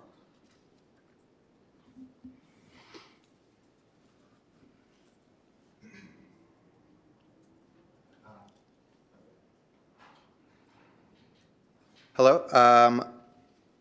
So let's see. I really want to speak as a member of the public, that when I look at a report like this, one of the problems I really kind of see is that it doesn't talk about what it's going to do. It talks very broadly, and it doesn't address any of the really strong arguments that were made up here, and I don't need to repeat, about toxicity, about who's impacted, about who's going to pay for it. And, you know, one of the things that really bothers me is that we have had a long history of BCDC not really doing an adequate job in addressing our issues. And so when I looked at this presentation, and then I looked at the makeup of its board, I did digging myself, and a lot of it was developers. A lot of it was policy creators. And it was a lot of people, again, not from the communities who are going to be impacted. And so I'm a little concerned that this is going to be a bit of a show, that it's going to reach out to our organizations, it's going to find the people who are willing to play ball, it's going to find the people who are not, and then it is going to move forward with policies that are not going to be in the interests of those communities who are going to be impacted. And it's going to put the bill on the future generation, just like the last 100 years of industrial waste has been put before us now. So, you know, I feel like I have a bit of a wait and see of what is actually going to happen from this board, but I don't have a lot of faith, unfortunately, at the moment. And as well, I would strongly urge that that supervisors look at trying to flip the bill, because most of the county doesn't sit on the shoreline, but we're the ones who are going to be facing it. Thank you. Your time has expired. Jaswara, can you please call the Zoom speakers? Yes, I have two speakers. I have Alex Mazuet and Sally Tobin. Alex, you'll have 2 minutes to speak. You can go ahead and start. Yeah, can you hear me? Yes. Okay, great. So good evening, Alex Mazuet, Richmond resident. So I am in full support of all sound initiatives that Richmond can use to address climate change. For sure, this is a pressing issue, and I know this council is already on it. I just want to urge you to please use caution and continue to put our Richmond communities first when you are exploring climate change solutions for us all. Now, there is an increasing number of climate change resilience projects being worked on for Richmond as we speak. For instance, horizontal levees, and you may recall I sent you all a copy of a letter I wrote to Dave Pine on that very topic. Also, the state of California aims to deploy 25 gigawatts of offshore wind power by 2045. Now, a few questions. If a green, environmental, sustainable project claims to be a job creator, how many and what kind of jobs will be offered to Richmond, its business community, its labor force and unions? Temporary, permanent jobs, career-making opportunities. Once the project is built, who will be responsible for its maintenance, repairs, discharge, and disposal of defunct materials? We all know about the AstraZeneca site. Finally, how will any green project infrastructure transform Richmond in the long term? Will the city become more industrialized at the detriment of its residents' quality of life? In short, who will truly benefit in the long term? The people of Richmond, Contra Costa, the Bay Area, or a handful of interested parties that will be long gone when something goes wrong? There are many innovative solutions on the market right now. Let's make sure we explore as many of them as we can before making a decision that will transform the Bay and our immediate shoreline forever. Thank you so much. Thank you. The next speaker is Sally Tobin. Sally, you have 2 minutes to speak. You can go ahead and start. Can you hear me? Yes. Okay, fabulous. I'm Sally Tobin. I'm a Richmond resident. And one of the and I sort of share the consternation that's been mentioned by several people about the toxic waste being left out of the presentation, because that is really affecting Richmond right now. It's not waiting for climate change. The Superfund qualified site at Zeneca is leaching toxins out into the bay even as we speak, and plumes of volatile organics are being extended under the local business park.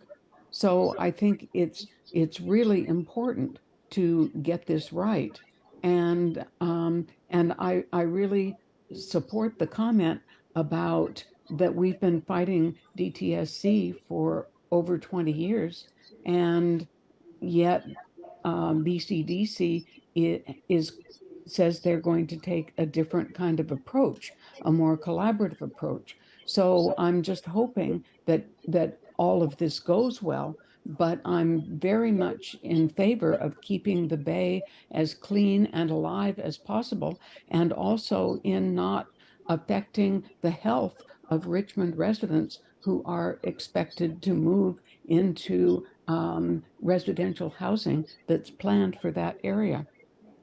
And I also note that you didn't mention that the standards for your permits had been changing.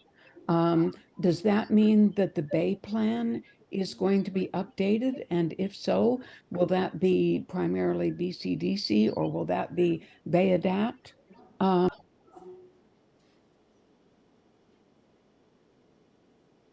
Thank you. Your time is expired. There are no more speakers.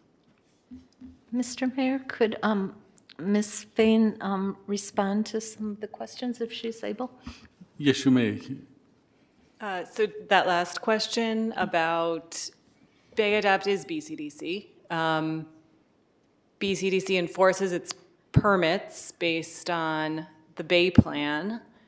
Currently, we're using a voluntary approach to develop Bay Adapt and a regional shoreline adaptation plan. That's voluntary at this point, so that's not in the Bay Plan. We might take a step down the road, that is to amend the Bay Plan, and we would bring that to our commission. We don't have that, and that's not today that we're doing that. So that hopefully that clarifies a little bit. All right. If this was only to receive, and we thank you for your time. So it's time to move on to the next item. Thank you.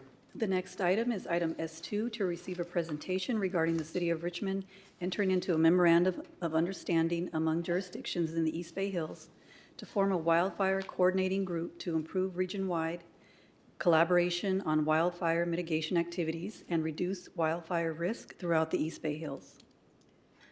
Thank you, City Clerk. So this is an item that I put on the agenda, and as I mentioned during agenda review, it's now going to just be a presentation because there needs to be some tweaks in the MOU. Originally, it was going to be an adopting of the MOU at this time as well, but now that will come back at another time. And let me just give you just a quick little history, especially for those who weren't here on the council in 2021, and who didn't follow this issue at that time. On September 28th, 2021, the City Council approved a resolution to form a joint powers agency to work jointly with other East Bay jurisdictions on wildfire safety and prevention. And so that went forward, and I was on the group, was among many jurisdictions.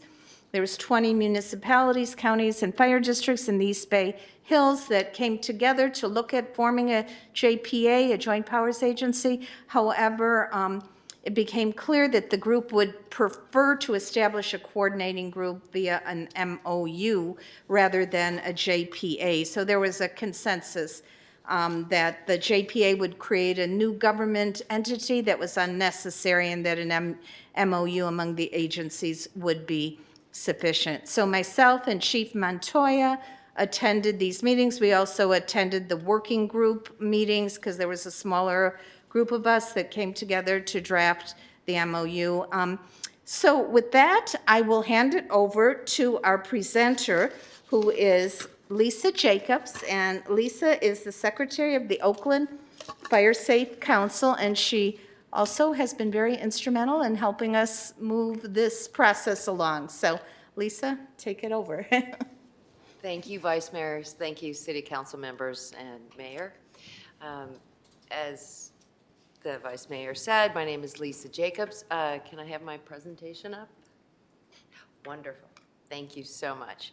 I am in addition to belonging to the Oakland Fire Safe Council, I am the co-chair of the community organizing group that has brought this issue forward to the jurisdictions. So why am I here? I don't live in the East Bay Hills, but I have a personal interest in wildfire safety.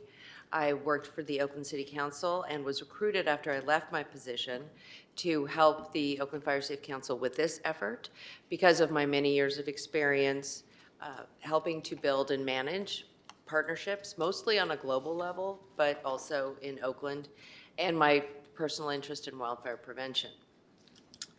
Next slide, please. So I don't think I need to tell people here about the increasing wildfire threat we are facing. Today's air quality is an example of, even in a wet year, having wildfires. Wildfires don't respect political boundaries, and it is also difficult to coordinate. I think it's difficult to coordinate in a city, let alone amongst many, many cities. So we saw an opportunity. Next slide. Sorry, next. Oh, thank you. There has been very strong coordination in wildfire suppression. There's a history of it throughout the United States, as well as in the state and in the Bay Area, but less so in prevention, wildfire prevention. And also the East Bay Hills has some specific characteristics that are different than forest fire management because it's a wildland-urban interface area with, it's highly dense, and there are some non-native species that offer even more wildfire risk. As well as we thought that we recognized increasing opportunities in coordination. The state as well as the federal government are looking to communities to work together. Next slide, please. There are coordination and collaborations efforts today. Of course there are. The Alameda County and the Custer County counties both have chiefs, fire chiefs associations that meet very regularly to discuss issues.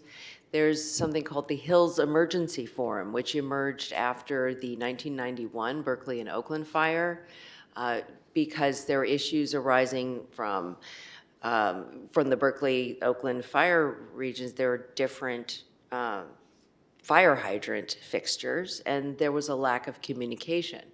So out of that formed this regional collaboration, mostly focused on collaborative strategies, but really with suppression in mind. In recent years, it's become more focused on prevention. In fact, that organization was one thing that we looked at as a potential of expanding that organization to include more jurisdictions, and to have a specific focus on prevention and to include political elected officials excuse me, in their board because of a need for more community involvement. It was decided that that was not an appropriate mechanism because that works well. They didn't welcome a different mission, and so we decided to go forward to look for an easier, lighter structure that could provide this platform. Next slide, please. So the conversation started several years ago, and that's when I first learned about it, raising money and from community groups as well as local foundations, engaged a company called PlaceWorks Consulting to help with the facilitation and the strategic direction of the effort. So starting in December 2021, Oakland Fire Safe Council organized meetings of interested jurisdictions, about more than 25 local agencies, and exploring the different mechanisms we could pursue. In the summer of 2022, this larger stakeholder group agreed to work towards a memorandum of understanding structure and asked a smaller group of stakeholders of 7 members to go forward with that and work with the Oakland Fire Safe Council to identify a law firm and develop a draft MOU. So it took a while to draft the MOU, and in June of this year, the stakeholders, a larger group of stakeholders, met again to review the draft and decided, yes, it's time to present it to local city councils and boards. Next slide, please. We mentioned this smaller working group of officials, including Vice Mayor McLaughlin and Contra Costa Supervisor John Joya, as well as these other jurisdictions, were basically delegated to take a closer look and to come up with some ideas for the larger group. Just wanted to point that out. Next slide, please. The effort has received some very nice contributions from local members of the community. Those were the initial donors. The Bay Area Air Quality Management District provided significant funding, as well as the cities involved, the jurisdictions involved in the working group, all provided small contributions toward this formation effort, not towards the actual operations of this coordinating group, but to get us moving along. Somebody needs to call meetings. Next slide, please. So what is this memorandum of understanding? Next slide, please. Basically, it's a very simple platform. The idea was to create a platform that the members themselves can build upon. It explains wildfire risks, it describes current efforts, a desire amongst the agencies to improve coordination and to serve our communities better. And very importantly, it doesn't change current operations. It doesn't change boundaries or individual jurisdictional authorities. Those all remain. This is meant to be an additive, supportive measure. Next slide, please. Again, once it is formed, this group can decide upon its activities. It is not the group, the coordinating group, or the working group, or any of the efforts today that have decided what this group will actually do. It just has identified some potential opportunities for working together. So some activities have been discussed, such as collaboration on strategies and policies, consistent code for fire prevention so that residents in Berkeley, for example, won't look to their neighbors in Kensington and say, why do they get to plant trees closer to their homes, whereas we need 30 feet clearance, something like that. We want all of the regions in the area to have consistent fire codes to prevent wildfire, to protect homes, and to protect communities. It would be helpful to have consistency and a mobilization of support along with elected official support to help adopt these safer fire codes. That was just discussed a lot by this group, but it is up to the eventual participating agencies to decide whether or not to pursue that. We've also seen, as I've mentioned, some increased interest in collaboration. For example, CAL FIRE just recently had grants for coordination positions in each county that almost all counties in California have applied and received funding for to fund a position to help coordinate. Alameda County is one of the very few counties that hasn't yet. But there is more opportunity for this. Also, evacuation is something that residents are very concerned about, and those obviously evacuations might need to go on either side of the hills. Next slide, please. So basically, the structure is that each jurisdiction that is interested in participating would appoint an elected official and an alternate to form the group. As well, and very importantly, fire officials will be brought on board to help advise the group. The exact nature of how these officials will be recognized within the group is one of the tweaks that we're working on so that fire officials can meet strategically without restrictions. But this is some legal language that our attorney as well as jurisdictional attorneys are still working out now. So we'll come back to you when that's solved. Next slide, please. Basic principles and duties are described in the Memorandum of Understanding. One is to have open and public meetings, which is something that communities and elected officials have said would be really important.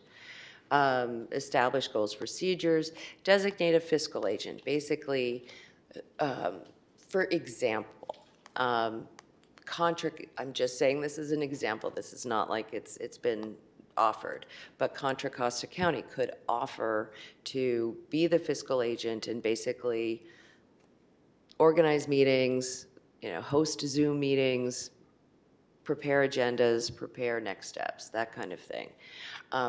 As well, if there is a need for staff support, they could plan for that, whether it is somebody on staff at one of the jurisdictions that could take on these additional responsibilities, or whether specific unique staff will be needed to help coordinate this coordinating group. To pay for these things, there may be a requirement. Participating agencies may decide to contribute dues to create a dues structure. Any such dues would have to be approved by each deciding body in each jurisdiction. So there's no financial implication, as the Vice Mayor noted in the staff report right now. Even if we were able to decide to sign the MOU, any sort of financial requirements would be brought to each decision body. But we do see an opportunity for getting new money in. That is the goal. The goal would be not to require participating agencies to pay a lot, but to identify new sources of money that would enable this coordination and collaboration and potentially develop joint projects together. That's just a thought. And obviously adopt an annual budget for approval. Next slide, please. So the next steps right now, we are presenting to various jurisdictions. We will adjust the MA, as the Vice Mayor said, make some small tweaks to the language. It's a very basic document, but we still have attorneys looking at it. And then we would come back to this body for consideration of ratification or approval, whatever each body has a different word, adoption, to enable the jurisdictions to enter into the memorandum of understanding. Our goal is that we will have a critical mass of participating agencies on board this autumn, and that a first meeting could be arranged in 2023. It's an ambitious goal, but we'd like to move this forward. And I think I will stop there and take any questions. Thanks again for the opportunity. Thank you. Any questions, comments from the council? Councilmember Bana? Thank you. First, I just want to thank Vice Mayor McLaughlin for spearheading the effort and having a very active role in the working group. Thank you very much. And thank you so much, Lisa, for the presentation and for your patience, in terms of the time waiting for. And I want to apologize sincerely for not having recognized you. I'm convinced tonight I need to change my glasses. So sorry about it. But welcome to the city of Richmond, and thank you for the presentation. Yeah, we're very excited about it. Thank you. Vice Mayor McLaughlin. Yes, I also want to thank you, Lisa. Well done. Just giving everyone the basics, and I know we'll have that MOU ready soon, and I will be happy to bring it to the council. I just want to thank you for all your work in helping this coordination effort to happen, and I will look forward, hopefully, that the council has gotten some good information on this, and look forward to us approving it or ratifying it, adopting it, all those words, at the appropriate time. So thank you. Thank you. Thank you. Any other comments? If not, it's time for the next item, and We don't have any public comment. No public comment? No. Okay. Okay. But And thanks for catching that. Yeah, I and thank appreciate you it. for staying later. I know I told you it would probably come up sooner, but. I've worked for Oakland City Council, so I'm very So you were well very aware, familiar yes. with long meetings. I just want to say one more thing, actually, if I may. Yes, you may, through the chair. I just want to thank you, as a passionate volunteer, and John and all other volunteers, mostly from Oakland. I think I was the only one outside of the Oakland. You've been through the wildfire in Oakland, and you experienced how horrible it could be, and now sharing the experience and benefiting the rest of us in the entire East Bay Hills. Just wanted to acknowledge that and thank you. We really appreciate it. People of Oakland have done a great job for the safety of the entire, area, and continue to do that. Thank you so much. Thank you so much, Councilmember Bana, and for your leadership as well. Thank you. And thank you. Well, it's time for the next item, and I want to congratulate the council on working really hard at being succinct, for the most part. No names. But I'm going to take the prerogative of postpone or tabling S3 fiscal year 2022-2023 citywide accomplishments until the next session. So that means that this meeting is now adjourned. Hey, before. Can we bring up that item first? Yeah. Celebrate. Good job, Mayor. Thank you.